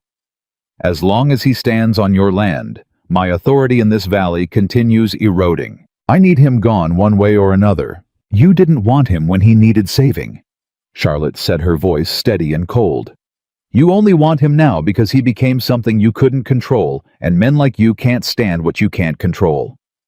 Something dangerous flickered across Duncan's face, the mask of civility slipping fully away for just a moment. You have no idea what I'm capable of when I've been backed into a corner, Mrs. Doyle. I think I'm beginning to understand exactly what you're capable of, Charlotte said, thinking of Daniel's missing papers of the diverted creek of wolves that hadn't needed sending, but might have been drawn deliberately close. And I think it's time this valley understood it too. Duncan's jaw worked, fury and calculation warring behind his eyes, and then without another word he turned and mounted his horse, riding off with none of his usual composed dignity, something raw and desperate in the set of his shoulders. That wasn't a man conceding defeat, Jesse said quietly, watching him go. That was a man deciding what he's willing to do next. His words proved prophetic sooner than either of them anticipated. 2 nights later, Charlotte woke to the smell of smoke. She was out of bed and moving, before conscious thought caught up Jesse already ahead of her, throwing the door open to a horizon glowing orange, where her hay barn stood engulfed in flame, the fire climbing fast and hungry against the night sky. Shadow. Charlotte's scream tore raw from her throat because the pasture nearest the burning barn held her herd.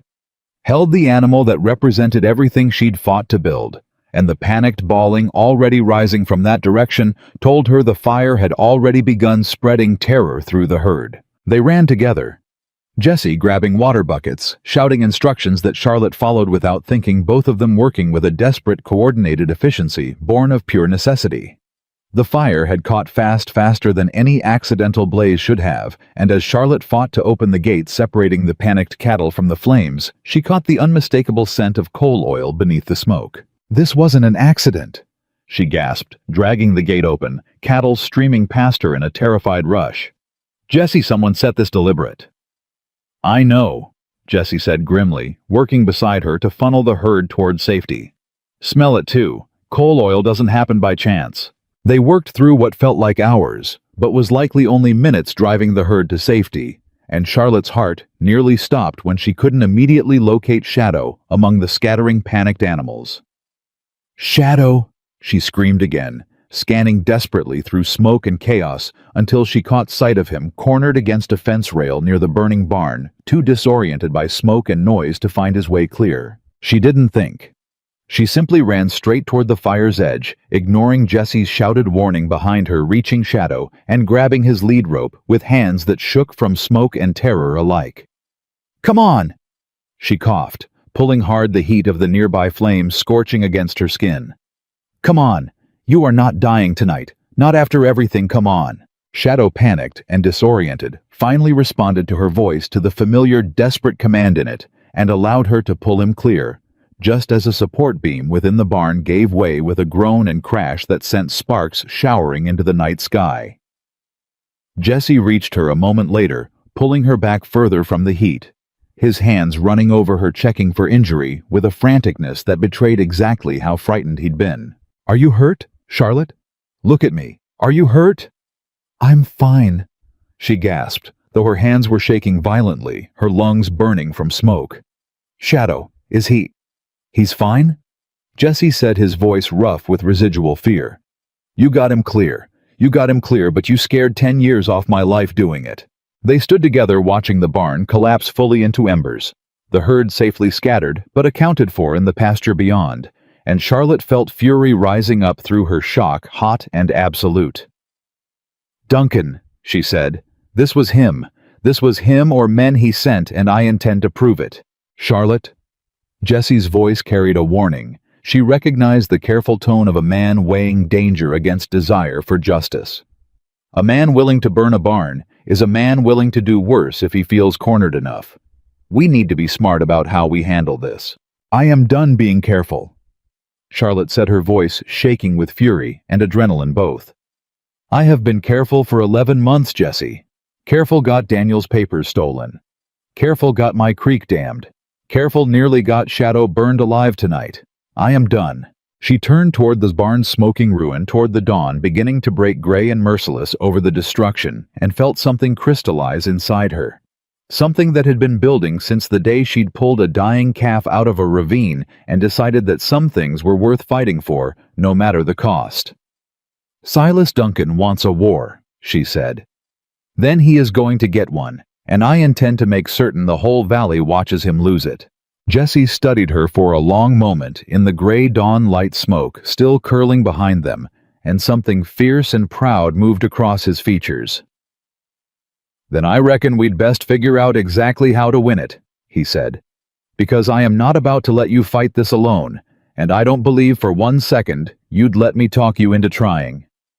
Charlotte managed something that was almost a laugh, exhausted and raw. "You're learning." "Man tends to learn quick," Jesse said, "when the alternative is losing something he's only just found the courage to admit matters to him."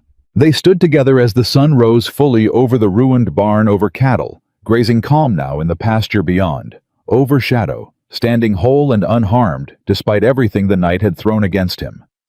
And Charlotte understood, watching that powerful animal graze, peaceful in the morning light, that Duncan's desperation had shown his hand in a way that would ultimately prove his undoing, because a man burns down a barn only when he's run out of legal ways to win, and a valley that had watched Silas Duncan spend a decade building his empire on quiet cruelty was about to watch that empire begin its final collapse. By mid-morning, half the valley had heard about the fire word spreading faster than smoke on a dry wind, and by afternoon, Samuel Hayes arrived at Charlotte's ranch with news that changed everything. "One of Duncan's own hands came to me this morning," Samuel said, his weathered face grim with barely contained anger. "Young fellow named Tommy Briggs. Said he couldn't stomach staying silent any longer.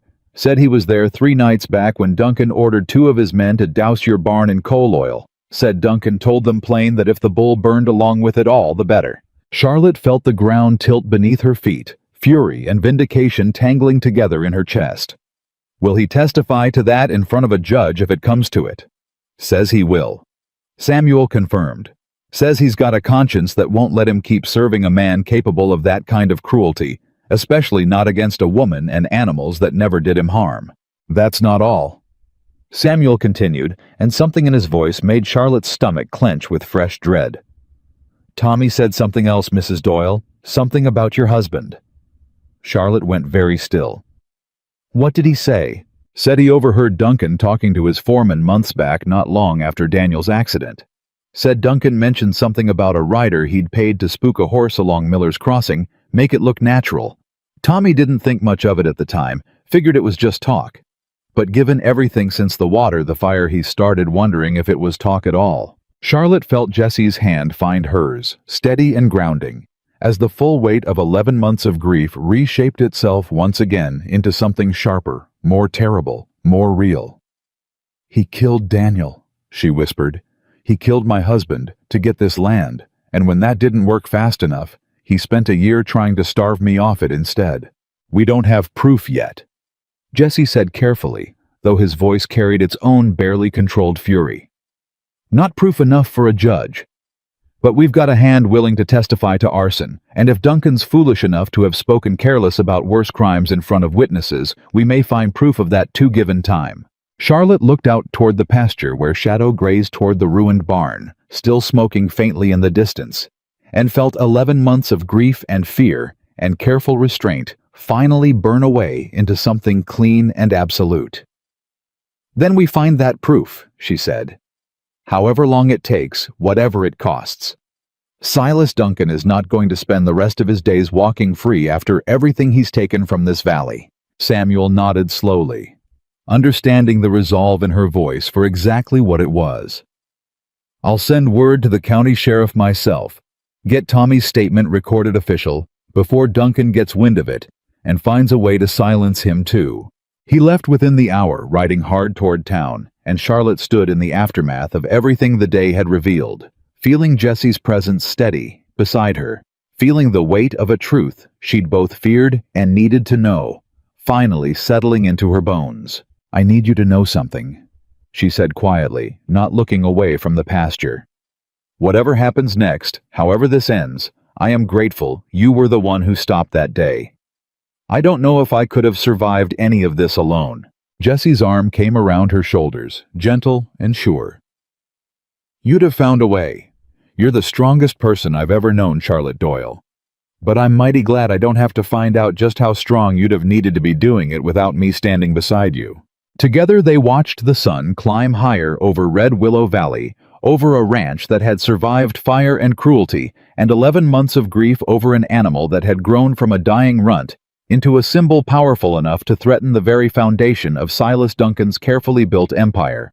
And Charlotte understood standing there in the wreckage, and the hope both that the truth Tommy Briggs had carried to Samuel Hayes was only the beginning of a reckoning that had been a long, long time coming. The sheriff arrived at Charlotte's ranch 2 days later, a broad-shouldered man named Elias Cobb, who'd worn a badge in Red Willow Valley for going on 15 years, and had until now seemed content to let Silas Duncan's influence smooth over whatever friction his ambitions caused. He dismounted, slow hat in hand, and Charlotte felt her pulse quicken with a mixture of hope and old distrust she couldn't quite shake. Mrs. Doyle? He nodded to her, then to Jesse, who stood close enough to be counted as more than hired help and didn't bother pretending otherwise. Samuel Hayes sent word you might have information relevant to an arson investigation, and possibly more than that given what Tommy Briggs told me this morning. You've spoken with Tommy already? Charlotte asked, her heart hammering. Took his statement myself first thing, Cobb said. Boy was shaking the whole while, scared half out of his wits, but he gave it clean and consistent. Named the 2 men who set the fire. Named who ordered it done. He paused, weighing something behind his tired eyes. And he told me what he overheard about your husband's accident. Charlotte's breath caught 11 months of grief and unanswered questions rising sharp in her throat. Is it enough to actually do something about it? Arson? I can move on today, Cobb said. Got a witness. Got the physical evidence of coal oil in the wreckage, got motive plain as day, given the water dispute and everything else that's been reported to me over these past weeks. Duncan's a powerful man. Mrs. Doyle, but powerful men still answer to a judge when the evidence stacks up clear enough. He hesitated. The matter of your husband is a harder thing. Second-hand talk overheard months back isn't proof of murder, not on its own. I'd be lying if I told you otherwise. Then what would be enough? Jesse asked, his voice tight with barely restrained urgency. The man Duncan supposedly paid, Cobb said. If he exists, if he's still in this county, if he could be persuaded to talk plain instead of running scared the moment Duncan's name comes up, that's the kind of proof that moves a murder charge forward. Anything short of that, I'd be hard-pressed to get a conviction, and Duncan's lawyers would tear a second-hand rumor apart in about 10 minutes flat. Charlotte absorbed this, the frustration of it burning hot in her chest, but underneath it something steadier had begun to take root. Then arrest him for the fire first. Whatever else comes after, at least that much we can prove today. Cobb nodded slowly. That I can do. I'll need Tommy to repeat his statement in front of a judge, and I'll want you and Mr. Calloway to give your own accounts of the night, the smell of coal oil, the timing, everything you observed. You'll have it, Charlotte said. All of it. Cobb rode out within the hour. Deputies gathered from town, and word spread through Red Willow Valley, like fire through dry grass, that Silas Duncan was being arrested on charges of arson. His empire of quiet intimidation finally meeting a consequence with teeth. Charlotte should have felt triumphant. Instead, riding into town behind the sheriff's party to give her statement, she felt only a hollow, watchful dread, Because a man like Duncan, cornered and humiliated in front of the whole valley he'd spent a decade controlling, was not a man who would go quietly. She was right to worry. They found Duncan's ranch house in chaos, servants scattering his foreman, shouting orders that made no sense, and by the time Sheriff Cobb reached the front step, a stable hand came running with the news that turned Charlotte's blood to ice. "He's gone," the boy panted. Mr. Duncan rode out not 20 minutes past, took his fastest horse, didn't say where. Left in an awful hurry, Sheriff practically threw his saddlebags together. "Which direction?" Cobb demanded. "North, sir, toward the county line."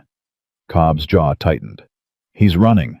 Man like Duncan doesn't run unless he knows exactly how much trouble he's actually in." He turned to his deputies, barking quick orders, men scattering to saddle fresh horses, and then his eyes landed on Charlotte and Jessie. "Mrs. Doyle, I'd suggest you get on home. This isn't safe territory for civilians right now." "He tried to burn my ranch to the ground," Charlotte said, her voice hard. "I have every right to see this through." "You have every right to stay alive," Cobb said, not unkindly but firm. "Let us do our job, ma'am. I'll send word the moment we have him."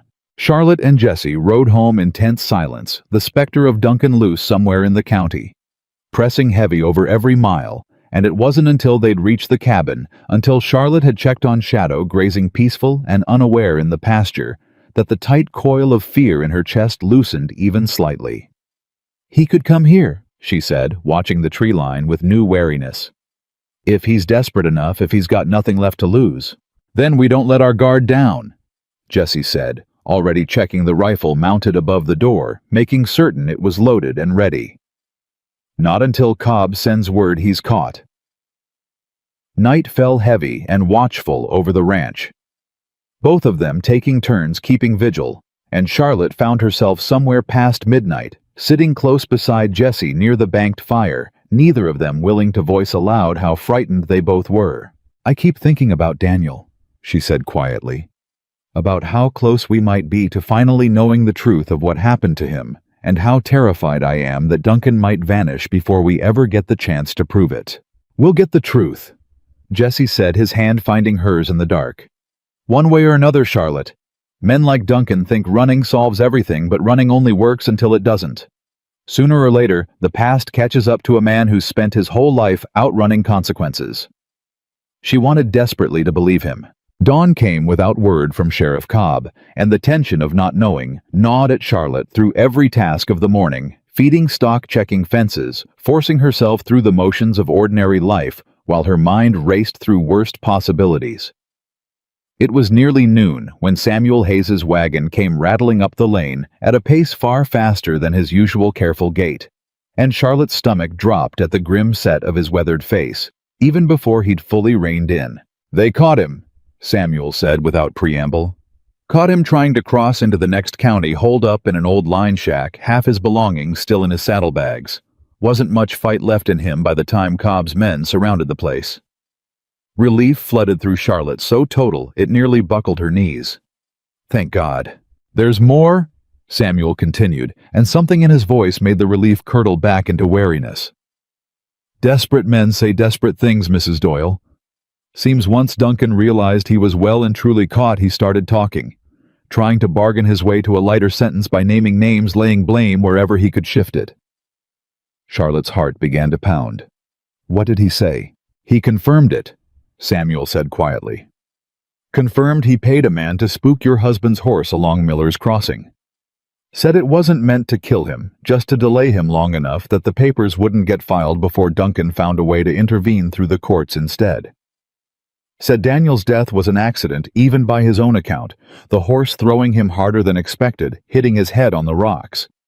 But he confirmed it happened because of him. Confirmed he's responsible, even if the specific outcome wasn't exactly what he'd planned." The world seemed to tilt and steady itself around Charlotte all at once. 11 months of grief, finally given shape and answer, terrible and clarifying both. She had known, some part of her had known, since Samuel first mentioned the missing papers.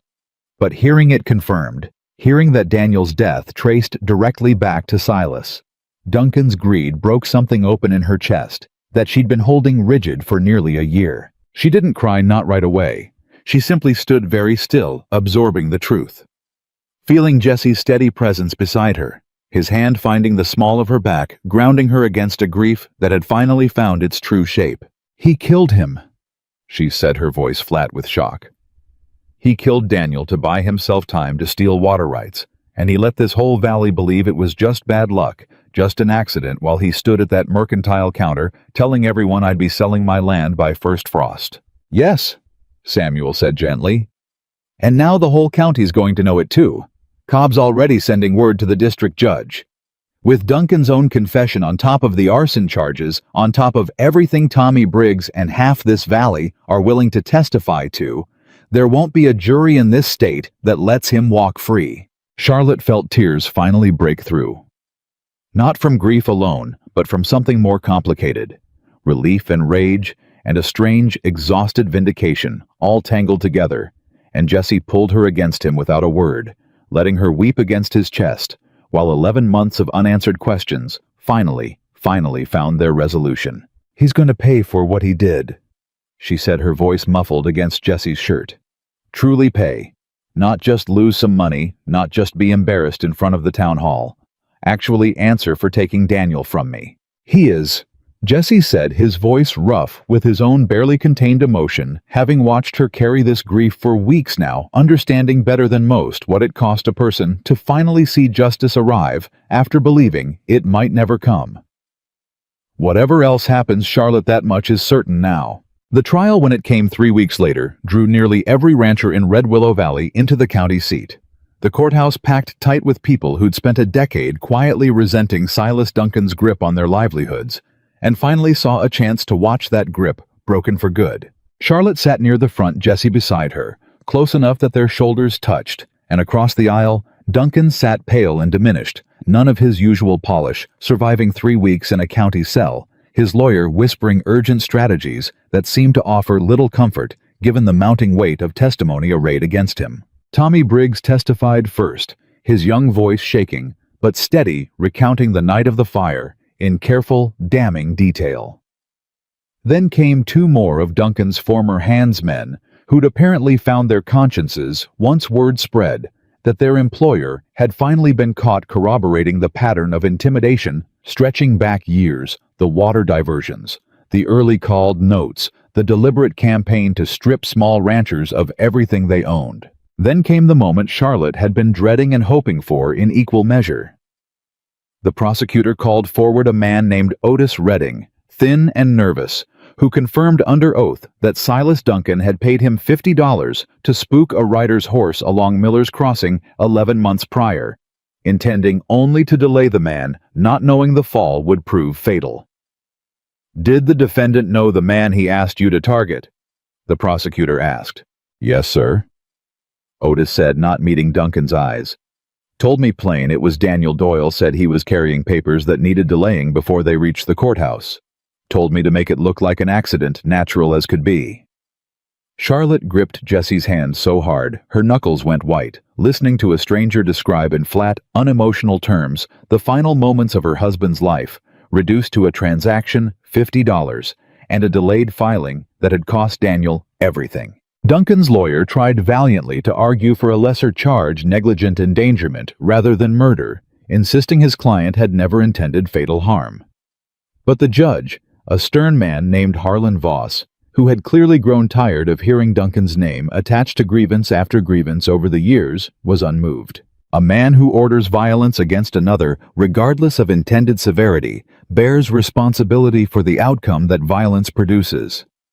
Judge Voss said, his voice carrying grave finality through the packed courtroom. Mr. Duncan set in motion the chain of events that killed Daniel Doyle just as surely as if he'd struck the blow himself. This court finds insufficient distinction between intent and consequence to excuse that responsibility. The sentence, when it came, felt to Charlotte both insufficient and enormous all at once: 15 years for manslaughter. Additional years stacked on for arson, and the pattern of intimidation the prosecution had documented across a dozen witnesses. Duncan's assets seized to compensate every family he'd harmed, including full restoration of Charlotte's water rights, permanent and unambiguous, filed properly with the county at last. Duncan was led from the courtroom in shackles, his face gone gray and hollow, and as he passed Charlotte's row, he paused just long enough to speak, his voice barely above a whisper, stripped of every trace of the arrogance that had once defined him. "I never meant for him to die," he said. "You have to understand that." Charlotte looked at him. This man who had taken everything from her and nearly succeeded in taking more, and felt something settle in her chest that was neither forgiveness nor pure hatred, but something more complicated, a kind of finality that let her finally exhale a breath she'd been holding for nearly a year. "You meant to steal what wasn't yours," she said quietly. "You meant to hurt whoever stood between you and what you wanted. The dying was just the part you didn't have the courage to plan for directly. That doesn't make you less responsible, Mr. Duncan. It only makes you a coward on top of everything else." He had no answer for that, and the deputies led him away out of the courtroom and out of her life, and Charlotte stood in the aftermath, surrounded by neighbors who wept and embraced her, who thanked her for the courage that had finally broken Duncan's decade of quiet tyranny over their valley. The ride home that evening felt different than any ride Charlotte had taken since Daniel's death. The weight of 11 months of grief and fear finally truly lifted from her shoulders, replaced by something lighter, something that felt dangerously close to hope. "It's over," she said, more to herself than to Jesse, testing the words, like she wasn't quite sure she believed them yet. "It's actually over. The fighting part is," Jesse said, riding close beside her. "Reckon the living part's just getting started." Charlotte glanced at him, something warm blooming in her chest, at the careful hope in his voice. "Is that so, Mr. Calloway?" "I've been thinking on it," Jesse said. And for the first time since she'd met him, he seemed almost nervous, his usual careful composure cracking around the edges. "About what comes next now that Duncan's not looming over every decision we make. And what conclusions has all that thinking brought you to?" Charlotte asked, though her heart had begun to pound in a way that had nothing to do with fear. Jesse reined his horse to a stop, and Charlotte followed suit, the two of them facing each other in the golden light of late afternoon, the ranch just visible in the distance, Shadow grazing peaceful in the pasture beyond. "I've spent 7 years running from a version of myself I couldn't forgive," Jesse said slowly. "Riding from town to town, never staying long enough to let anybody matter because I was convinced I didn't deserve to have anything matter after what happened in Laredo. Then I rode into this valley and watched a woman climb down into a ravine for an animal everybody else had already given up on, and something in me that had been sleeping a long time woke up and wouldn't let me keep running." Charlotte felt tears rising hot and unexpected. "Jesse, let me finish," he said gently, "before I lose my nerve entirely." He took a breath, steadying himself. "I don't have much to offer you, Charlotte. No land of my own, no fortune, nothing but a horse, a rifle, and whatever's left of a reputation I spent years trying to bury. But I love you. I've loved you since that first night watching you fight to save something everyone else had thrown away, and I don't want to spend one more day riding through this life without you standing beside me." The words hung in the golden evening air between them, and Charlotte felt 11 months of grief and fear and careful self-protection finally give way, entirely replaced by something she hadn't let herself feel fully since long before Daniel's death, a fierce, unguarded joy. "I love you too," she said, her voice breaking on the words, even as she laughed through her tears. "I think I've loved you since you handed me that money back and told me you didn't want charity, just a chance to help. I just wasn't ready to say it until right this moment." Jesse's whole face transformed, relief and joy breaking through his careful composure entirely, and he swung down from his horse, crossing to her, pulling her down into his arms with a tenderness that made her heart ache with how much she'd needed exactly this. "Marry me." He said the words tumbling out before he'd fully composed them, raw and honest. "Not today, not even this month if you need time, but marry me, Charlotte Doyle. Let me spend the rest of my life proving I'm worth the chance you took on a drifter with a complicated past."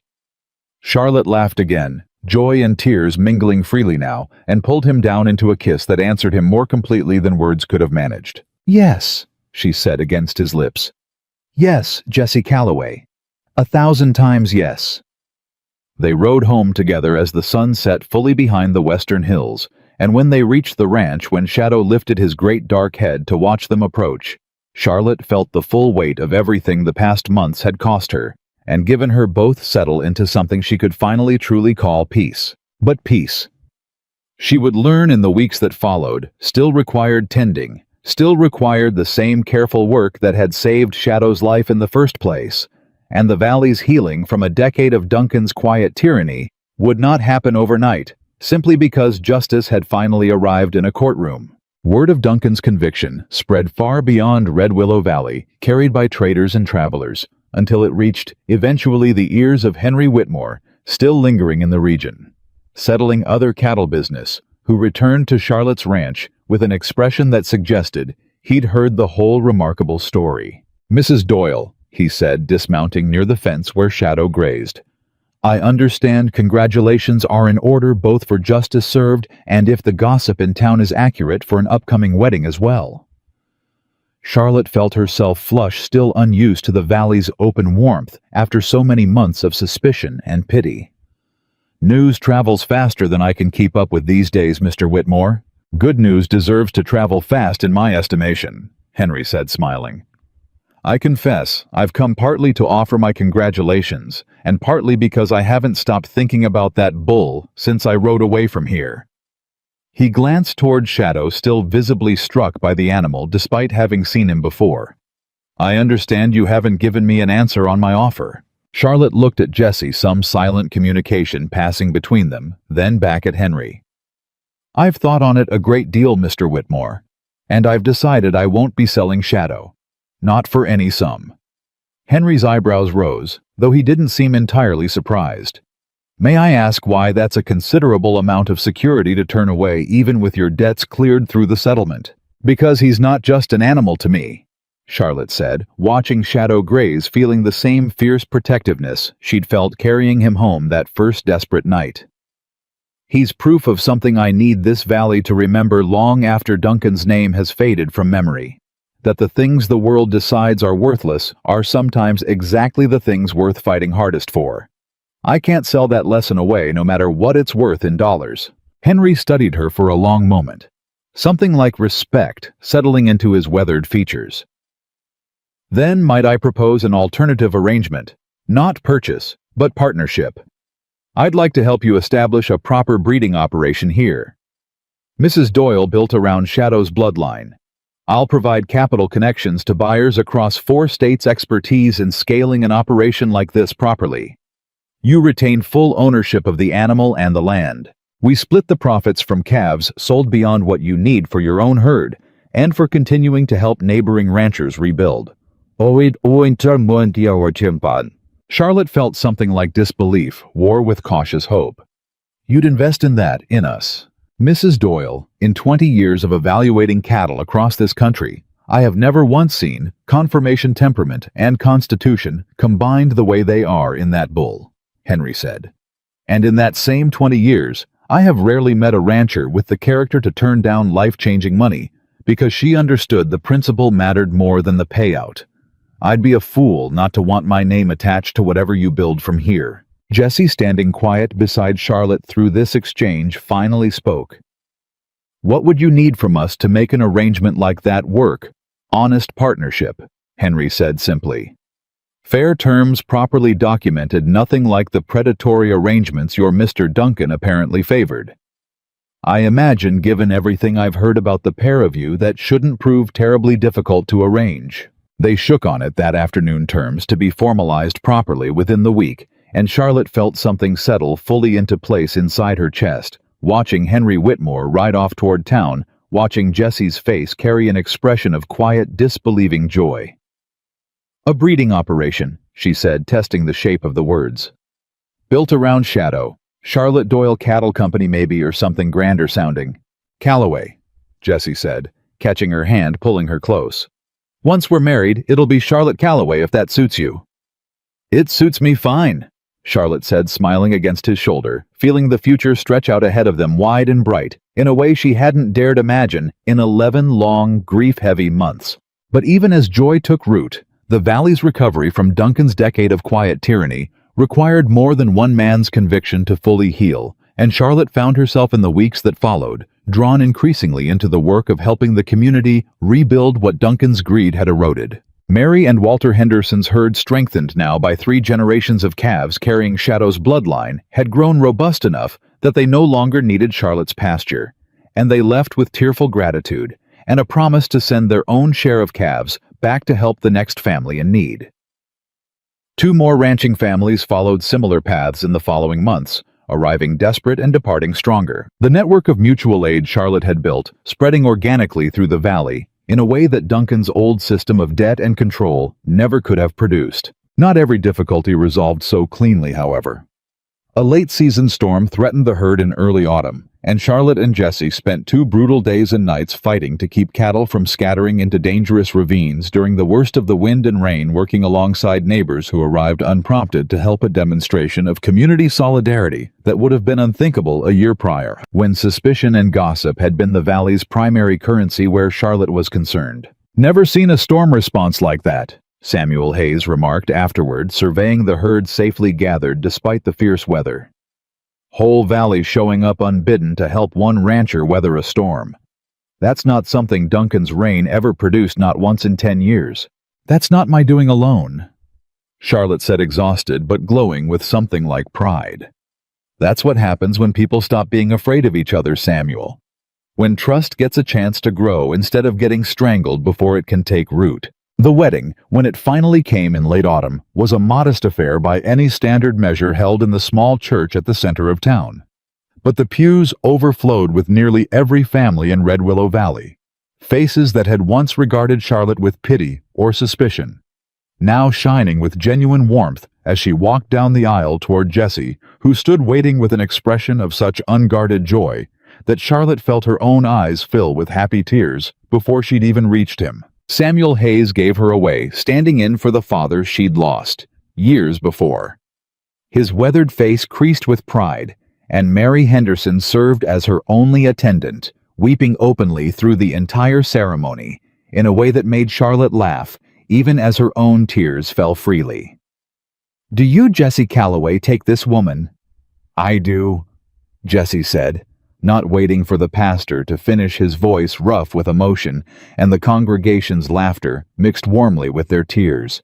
"I do too," Charlotte said when her turn came, and when Jesse kissed her, when the small church erupted into applause and cheering that spilled out into the street beyond. Charlotte felt for the first time in longer than she could remember that the future stretching out ahead of her held nothing but promise. They held the reception at the ranch itself, long tables set up in the open pasture beyond the rebuilt barn. Shadow himself grazing nearby, decorated absurdly with a wreath of wildflowers that one of the younger Henderson children had insisted on placing around his neck, an indignity the great bull tolerated with surprising patience. Henry Whitmore, who'd delayed his travel specifically to attend, raised a toast late in the evening that Charlotte would remember for the rest of her life.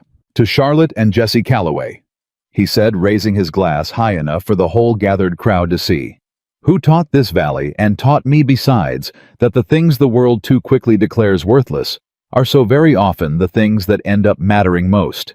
To second chances properly seized. To love found in the most unlikely of ravines. And to a bull who, if he could understand a word of what we're saying tonight, would surely agree that being thrown away is sometimes simply the universe's way of making room for something extraordinary to begin."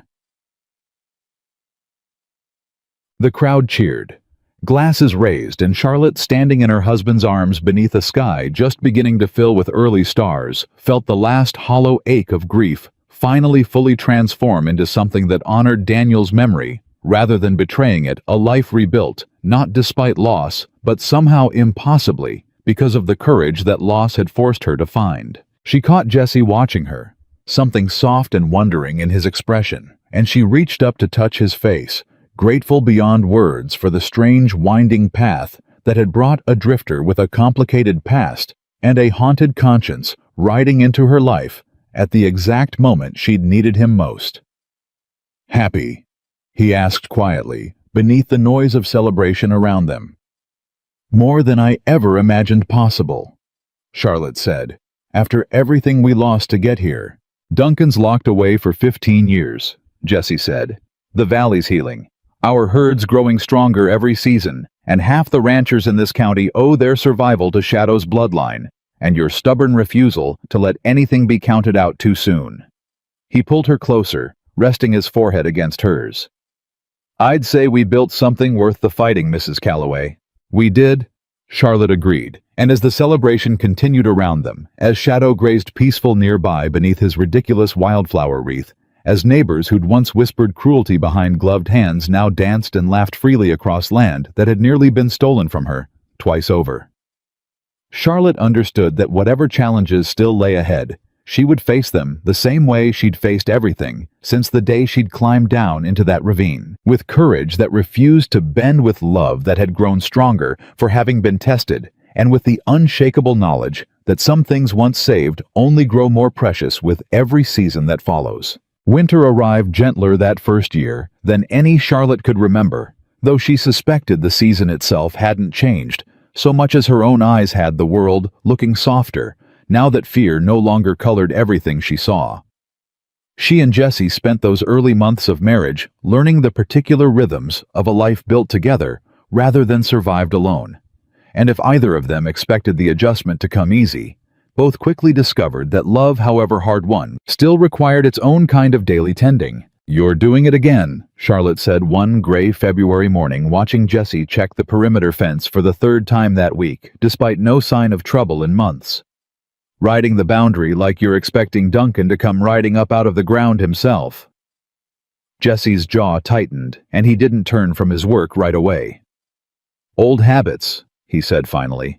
"Man spends 7 years watching his back. It doesn't just stop because the danger's supposedly past." Charlotte walked out to where he stood, wrapping her coat tighter against the cold, and studied the tension still riding his shoulders. "Duncan's in a cell 2 counties over, Jesse. He's not coming back." "I know it," Jesse said, though something in his voice suggested knowing and believing weren't always the same thing for a man who'd spent so long expecting the worst. "Just takes some time, I reckon, letting myself trust that peace is something a person's allowed to keep."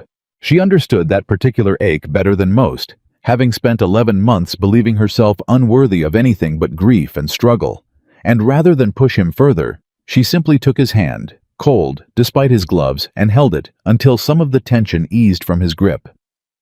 "We're allowed," she said quietly. "Both of us. I intend to remind you of that as many times as it takes." That patient reminding became its own quiet ritual through the winter months, and slowly, season by season, Charlotte watched the last of Jesse's watchfulness soften into something closer to genuine ease. Watched him laugh more freely.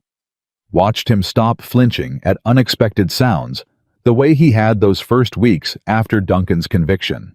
Spring brought its own trials, as spring on a working ranch always did.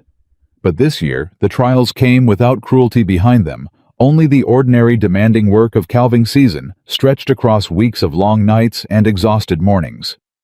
Shadow's growing herd of offspring had multiplied the workload considerably, and Charlotte found herself grateful beyond measure for Jesse's steady competence beside her, through nights that would have broken her spirit entirely a year before, facing them alone. It was during that first calving season, exhausted and elbow-deep in helping a difficult birth go right, that Charlotte first noticed something had changed in her own body, a persistent tiredness that outlasted even the demanding rhythm of the season, a queasiness in the mornings that had nothing to do with anxiety. She said nothing to Jesse at first, wanting certainty, before she let herself hope, and rode alone into town to see Dr. Ashford, an older woman who'd taken over the valley's medical practice after old Doc Reynolds passed the previous winter. "You're expecting Mrs. Calloway?" Dr. Ashford confirmed, warmth crinkling around her eyes at Charlotte's stunned silence. "Judging by what you've described, I'd guess you're around 2 months along."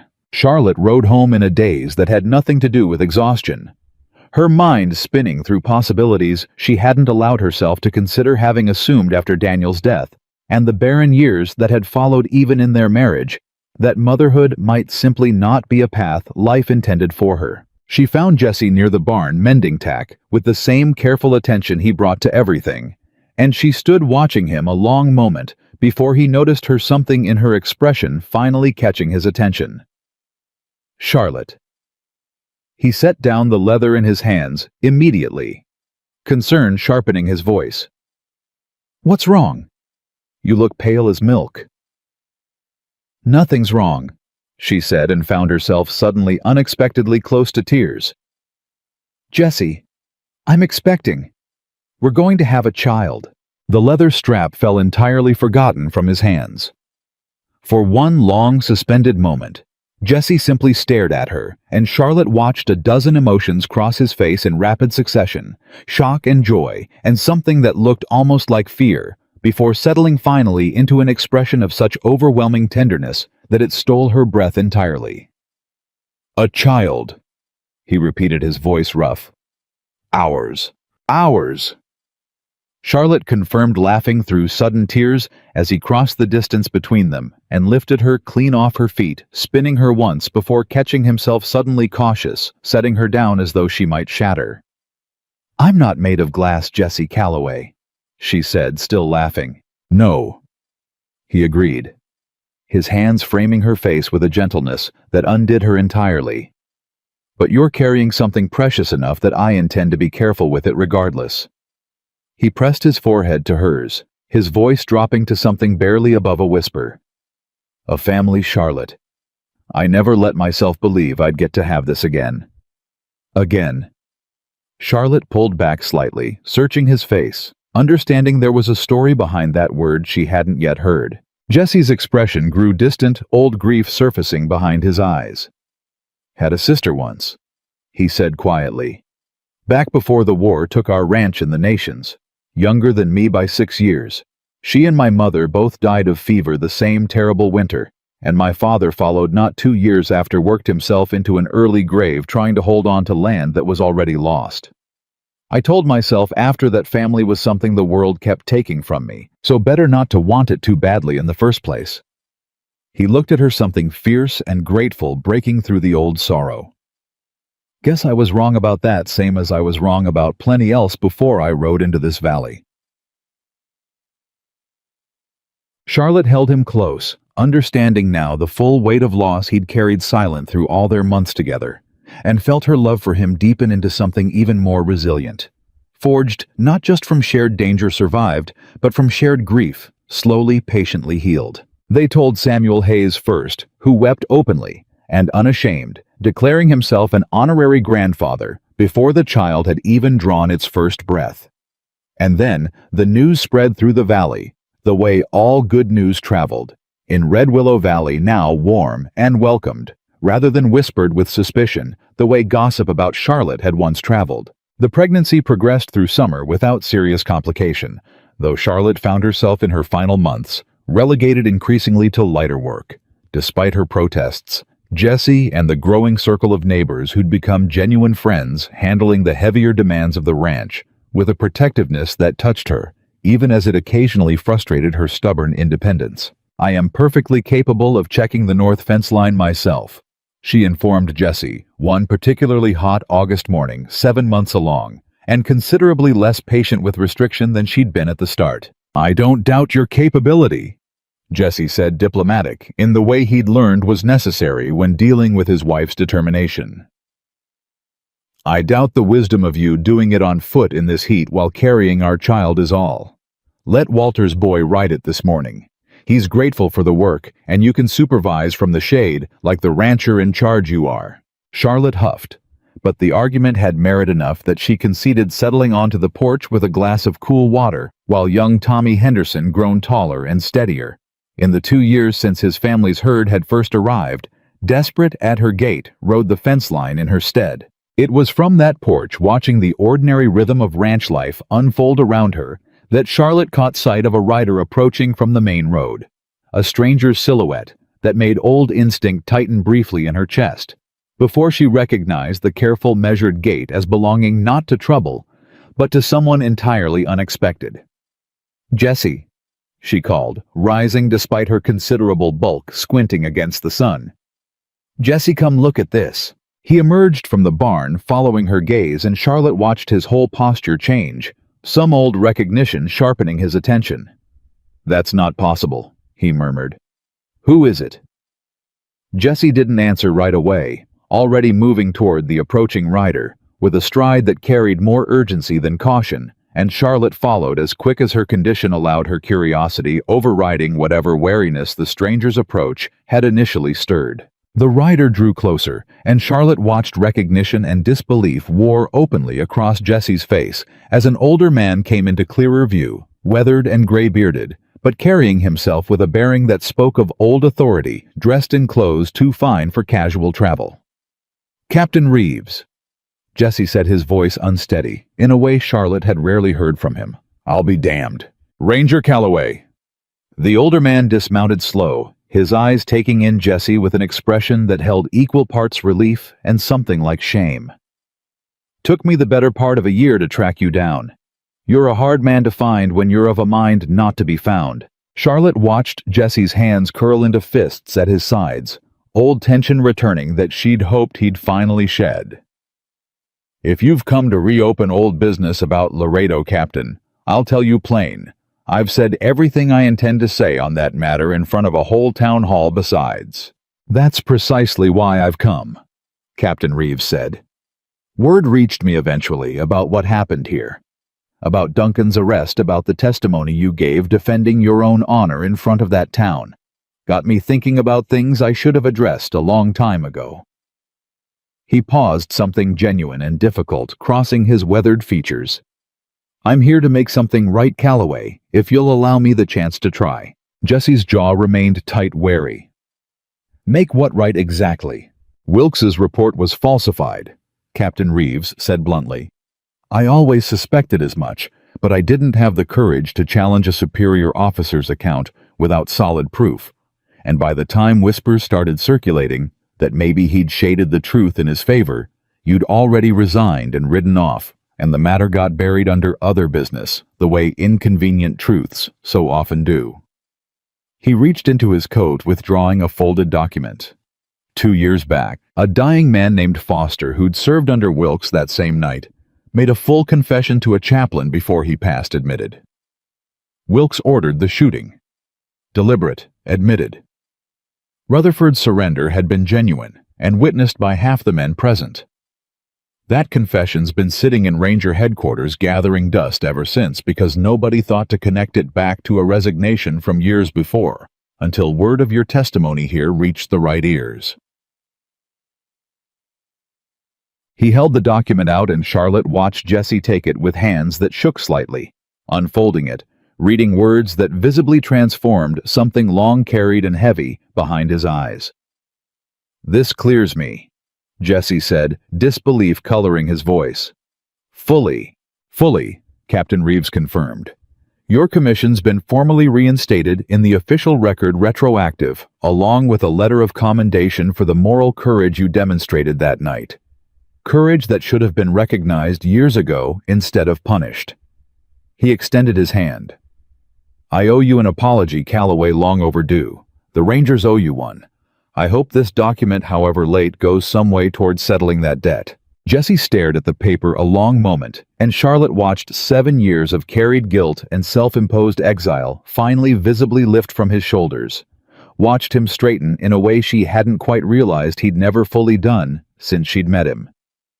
"Thank you, Captain," Jesse said finally, his voice thick. "This means more than you likely understand." "I understand plenty," Captain Reeves said, glancing toward Charlotte, toward the clearly expectant swell of her belly, toward the well-tended ranch spread out around them. "Looks to me like you've built something worth having here regardless, Calloway. Wife, family on the way, a piece of land you're proud to call your own. Reckon justice arriving late doesn't undo the years it cost you, but I hope it lets you carry what's ahead a little lighter than what's behind." He didn't stay long after that, declining Charlotte's offer of supper with the polite excuse of a long ride still ahead of him, and once he'd disappeared back down the main road, Charlotte turned to find Jesse still staring at the document in his hands, tears standing unashamed in his eyes. "Jesse, 7 years," he said, his voice breaking. 7 years I told myself I deserved to lose everything I'd built, deserved to ride alone the rest of my days because I couldn't save Rutherford, and couldn't make my own commanding officer answer for what he'd done. 7 years, Charlotte, and it turns out I was right the whole time. He was murdered, plain and simple. and I wasn't wrong to say so." "You were never wrong," Charlotte said fiercely, pulling him close despite her considerable belly between them. "I knew that the moment you told me the story in front of that whole town hall, watching your face while you spoke it. I've known it every day since. I'm only glad the rest of the world's finally caught up to what I already understood about the man I married." Jesse held her tight, his breath unsteady against her hair, and Charlotte felt something settle fully into place between them. Some final piece of old grief finally released to make room for the future, stretching out ahead of them both. Their daughter arrived 3 weeks later in the deep hours of an October night, after a labor that stretched long enough to test every ounce of Charlotte's considerable strength and every ounce of Jesse's patience, pacing outside the bedroom door, while Dr. Ashford and Mary Henderson tended to the birth within. When Charlotte finally held her daughter, small and furious and impossibly perfect, she wept with an intensity that surprised even her 11 months of grief and years of hardship, finally fully transformed into something that felt like pure, unshadowed joy. "She's beautiful," Jesse said when he was finally allowed in, kneeling beside the bed, his weathered hands trembling as he touched his daughter's tiny fist for the first time. "Charlotte, she's absolutely beautiful." "What should we call her?" Charlotte asked, exhausted but glowing. Jesse was quiet a long moment, studying his daughter's face, then looked up at Charlotte with an expression of such tender certainty that she knew his answer before he spoke it. "Grace," he said, "because that's exactly what she is. Grace given to us both after everything it took to get here." Grace Calloway grew through her first year surrounded by a community that had transformed almost unrecognizably from the suspicious Whispering Valley Charlotte had once endured alone. The Hendersons brought preserves and second-hand clothing with the easy generosity of established friendship. Samuel Hayes visited weekly, declaring himself entirely too old for such foolishness, even as he bounced Grace on his knee with obvious delight. And the breeding operation with Henry Whitmore had flourished beyond anything Charlotte had initially imagined. Shadow's bloodline, now recognized as far away as Colorado and New Mexico, ranchers traveling considerable distances to purchase calves descended from the animal everyone had once declared worthless. The ranch itself had transformed too. A second barn built to replace the one Duncan's arson had destroyed, new fencing extending across acreage. Charlotte had purchased with profits from the breeding partnership land that had once belonged ironically to portions of Duncan's own seized estate, sold off by the county to compensate his victims. It was on that expanded acreage, nearly 2 years after Grace's birth, that Charlotte received word that would test the fragile peace they'd all worked so hard to build. A letter arrived from the state penitentiary, where Duncan served his sentence, forwarded through Sheriff Cobb's office with a note of caution attached. Charlotte read it standing on her porch, Grace toddling nearby, chasing a barn cat with delighted shrieks, and felt old wariness stir uncomfortably in her chest as she absorbed its contents. "He's requesting a meeting," she told Jesse that evening, once Grace had finally settled to sleep. "Says he's dying, Jesse. Consumption apparently spreading fast through the prison these past months. Says he wants to speak with me before the end, make what amends he can." Jesse's expression darkened immediately. "You don't owe that man a single moment of your time, Charlotte. Not after everything he took from you." "I know that," Charlotte said. "I know I don't owe him anything. But I keep thinking about Daniel, about whether there's anything left to learn about that night.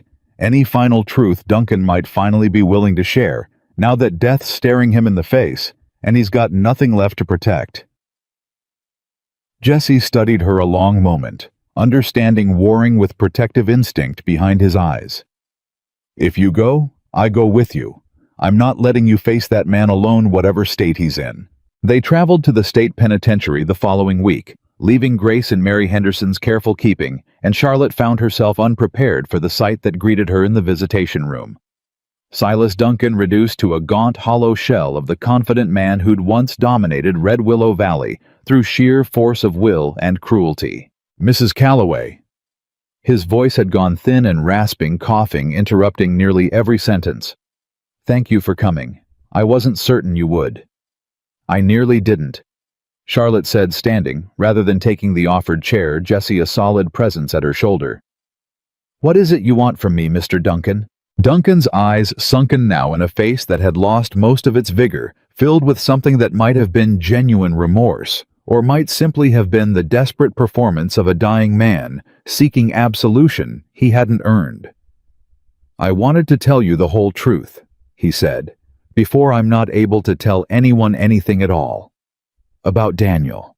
About that night." Charlotte's heart clenched despite herself. "Go on."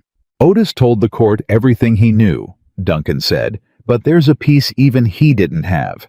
I didn't just want the papers delayed, Mrs. Calloway.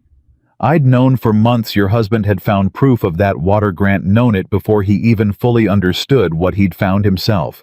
I'd been having him watched." He paused, coughing violently, and continued only once the fit had passed. "I could have simply bought the water rights from the county before Daniel ever filed his claim, could have handled it entirely through legal means, if I'd been willing to pay fair value instead of trying to steal what should have cost me honestly. I chose cruelty because I'd grown so accustomed to getting what I wanted through fear that I'd forgotten there was any other way to operate. That choice killed your husband. That choice is the reason I'm dying alone in this place, unmourned by anyone who ever knew me. I wanted you to hear from my own mouth that none of what happened to Daniel was random misfortune. It was greed, plain and simple, and I have had 2 years in this cell to understand exactly how much that greed cost, and exactly how little it ultimately gained me. Team. Charlotte stood silent a long moment, absorbing this final confirmation, and found unexpectedly that the words landed with less devastating weight than she might have anticipated a year before. She had already grieved Daniel fully, already built a life that honored his memory without being consumed by the manner of his death, and Duncan's confession, however complete, changed nothing about the peace she'd already fought so hard to reach. "Thank you for the honesty," she said finally, "though I confess it comes rather late to matter as much as you perhaps hoped it might." "I don't expect forgiveness," Duncan said quietly. "I don't believe I deserve it, given everything I took from you, and from this whole valley besides.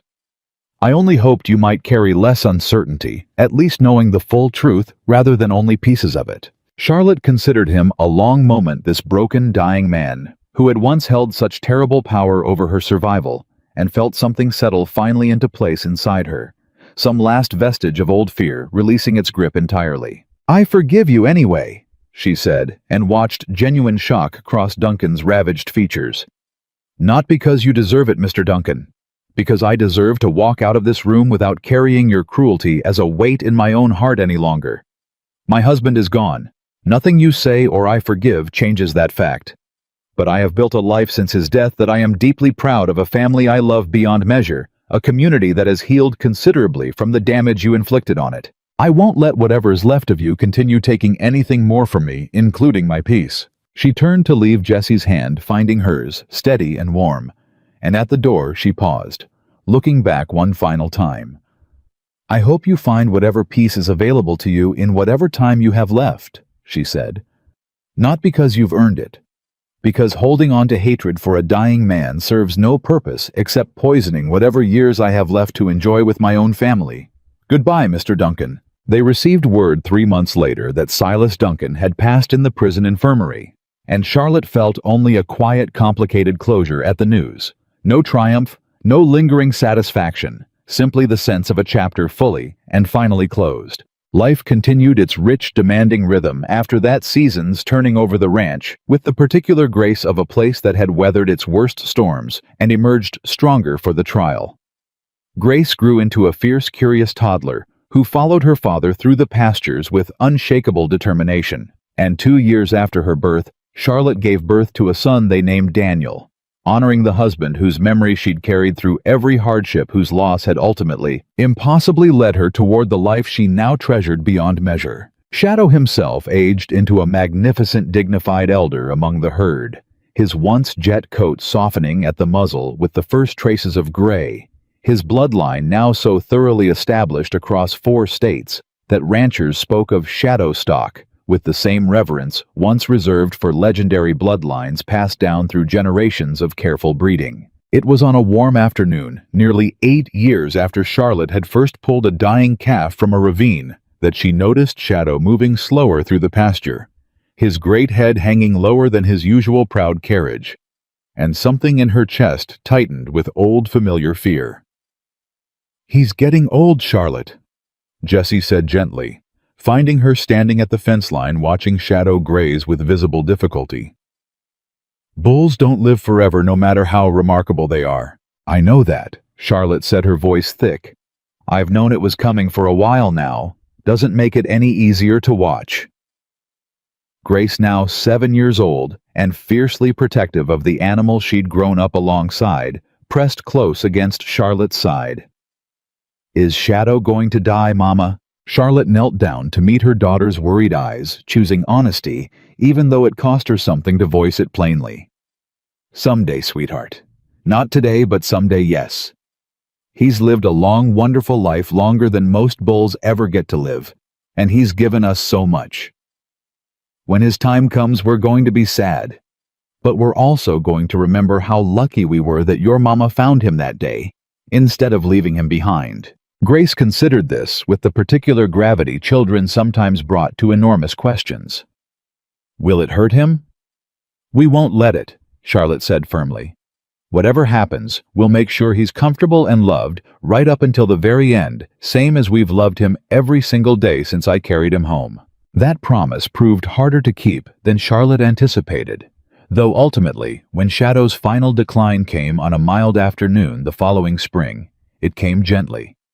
The old bull simply lying down in his favorite spot beneath the shade near the pasture's edge, and over the course of a peaceful hour, breathing slower and slower until his great heart finally quietly stopped. Charlotte sat beside him through that final hour, Jessie's hand steady on her shoulder.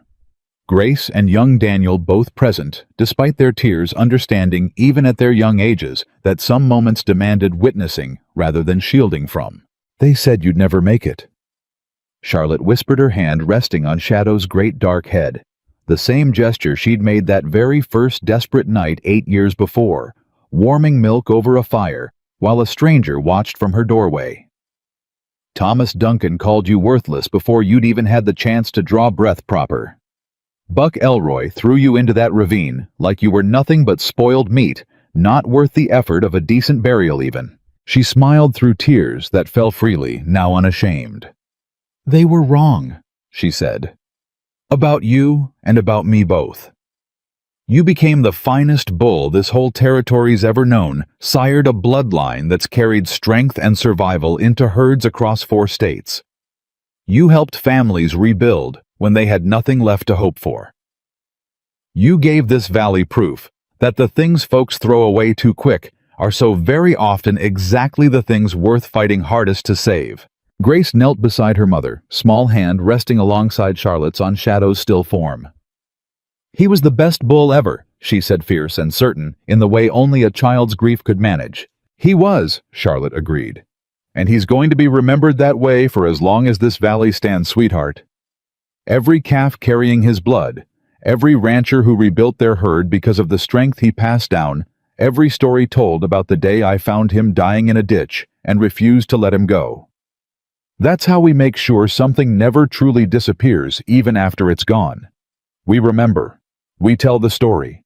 We let what they gave us keep living on in everything that comes after."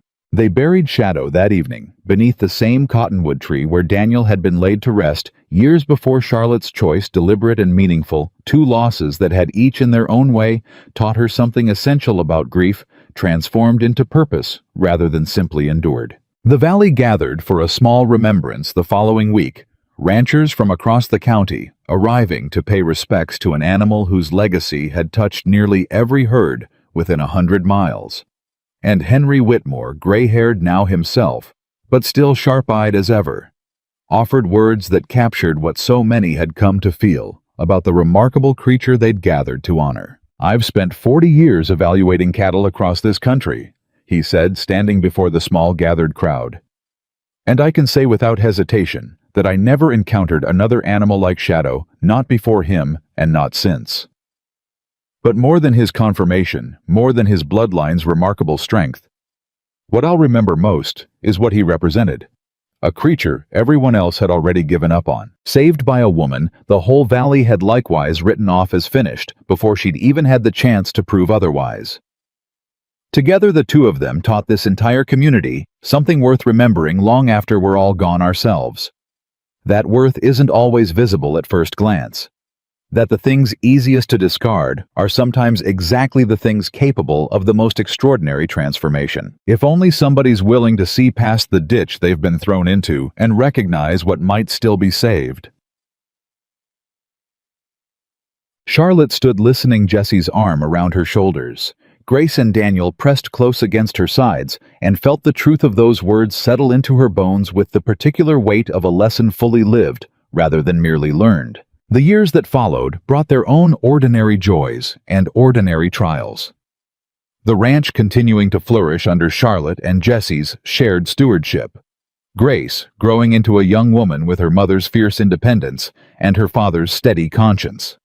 Daniel developing an easy way with animals that suggested he might carry forward the family's particular gift for recognizing worth where others saw only waste. Samuel Hayes lived long enough to see both children grown considerably, passing peacefully in his sleep at the ripe age of 81, mourned by an entire valley that had come to regard him as something between elder statesman and beloved grandfather. Henry Whitmore continued their partnership for decades, eventually handing his portion of the breeding operation down to his own son. The arrangement between their families spanning generations, in a testament to the honest foundation Charlotte had insisted upon from that very first handshake. And Jessie, who had ridden into Red Willow Valley, a haunted drifter, convinced he deserved nothing but solitude and self-imposed exile, grew old beside Charlotte, with an ease and contentment that seemed, in his own words, like more grace than any one man had rightfully earned in a single lifetime. "Do you ever regret it?" Charlotte asked him once, decades into their marriage, both of them gray-haired now, sitting together on the same porch where he'd once returned her testing pouch of coins with quiet dignity. Stopping that day, getting tangled up in a grieving widow's impossible fight against a man with every advantage in the world. Jessie considered the question with the same careful thoughtfulness he'd brought to everything across their years together, then reached over to take her weathered hand in his. "Charlotte Calloway," he said, "I have thought on that question exactly 0 times in all these years, because there has never once been a moment, not a single one, where I doubted that riding down into that valley and stopping for you was the finest decision I ever made in my entire life. I found more than a fight worth having that day. I found a family worth building, a purpose worth living, toward a woman worth loving for every single day. I've had the privilege of doing it." He squeezed her hand gently. "Regrets for men who wonder what might have been. I've never had to wonder. I know exactly what would have been if I'd ridden on past that ravine, like every careful instinct told me to. I'd have kept running, kept hollow, kept alone. Instead, I got all this. There's no regret in a bargain, that generous sweetheart. Only gratitude, plain and simple, for however long I'm given to keep enjoying it." Charlotte leaned into him, watching the sun set gold and warm over land that had nearly been stolen from her twice over pastures still populated by descendants of the small black calf she'd carried home in desperate arms one impossible summer evening, over a life built, not despite tragedy, but forged directly from the courage tragedy had demanded of her, and felt as she had felt every evening for decades now, the full and complete weight of a promise finally thoroughly kept. She had knelt in that ravine, believing herself as discarded and worthless as the dying animal she'd refused to abandon, had absorbed a valley's pity and suspicion, as though she deserved nothing better, had buried a husband, and very nearly buried her own capacity for hope alongside him. But something small and abandoned had refused to die that day, and so impossibly had she.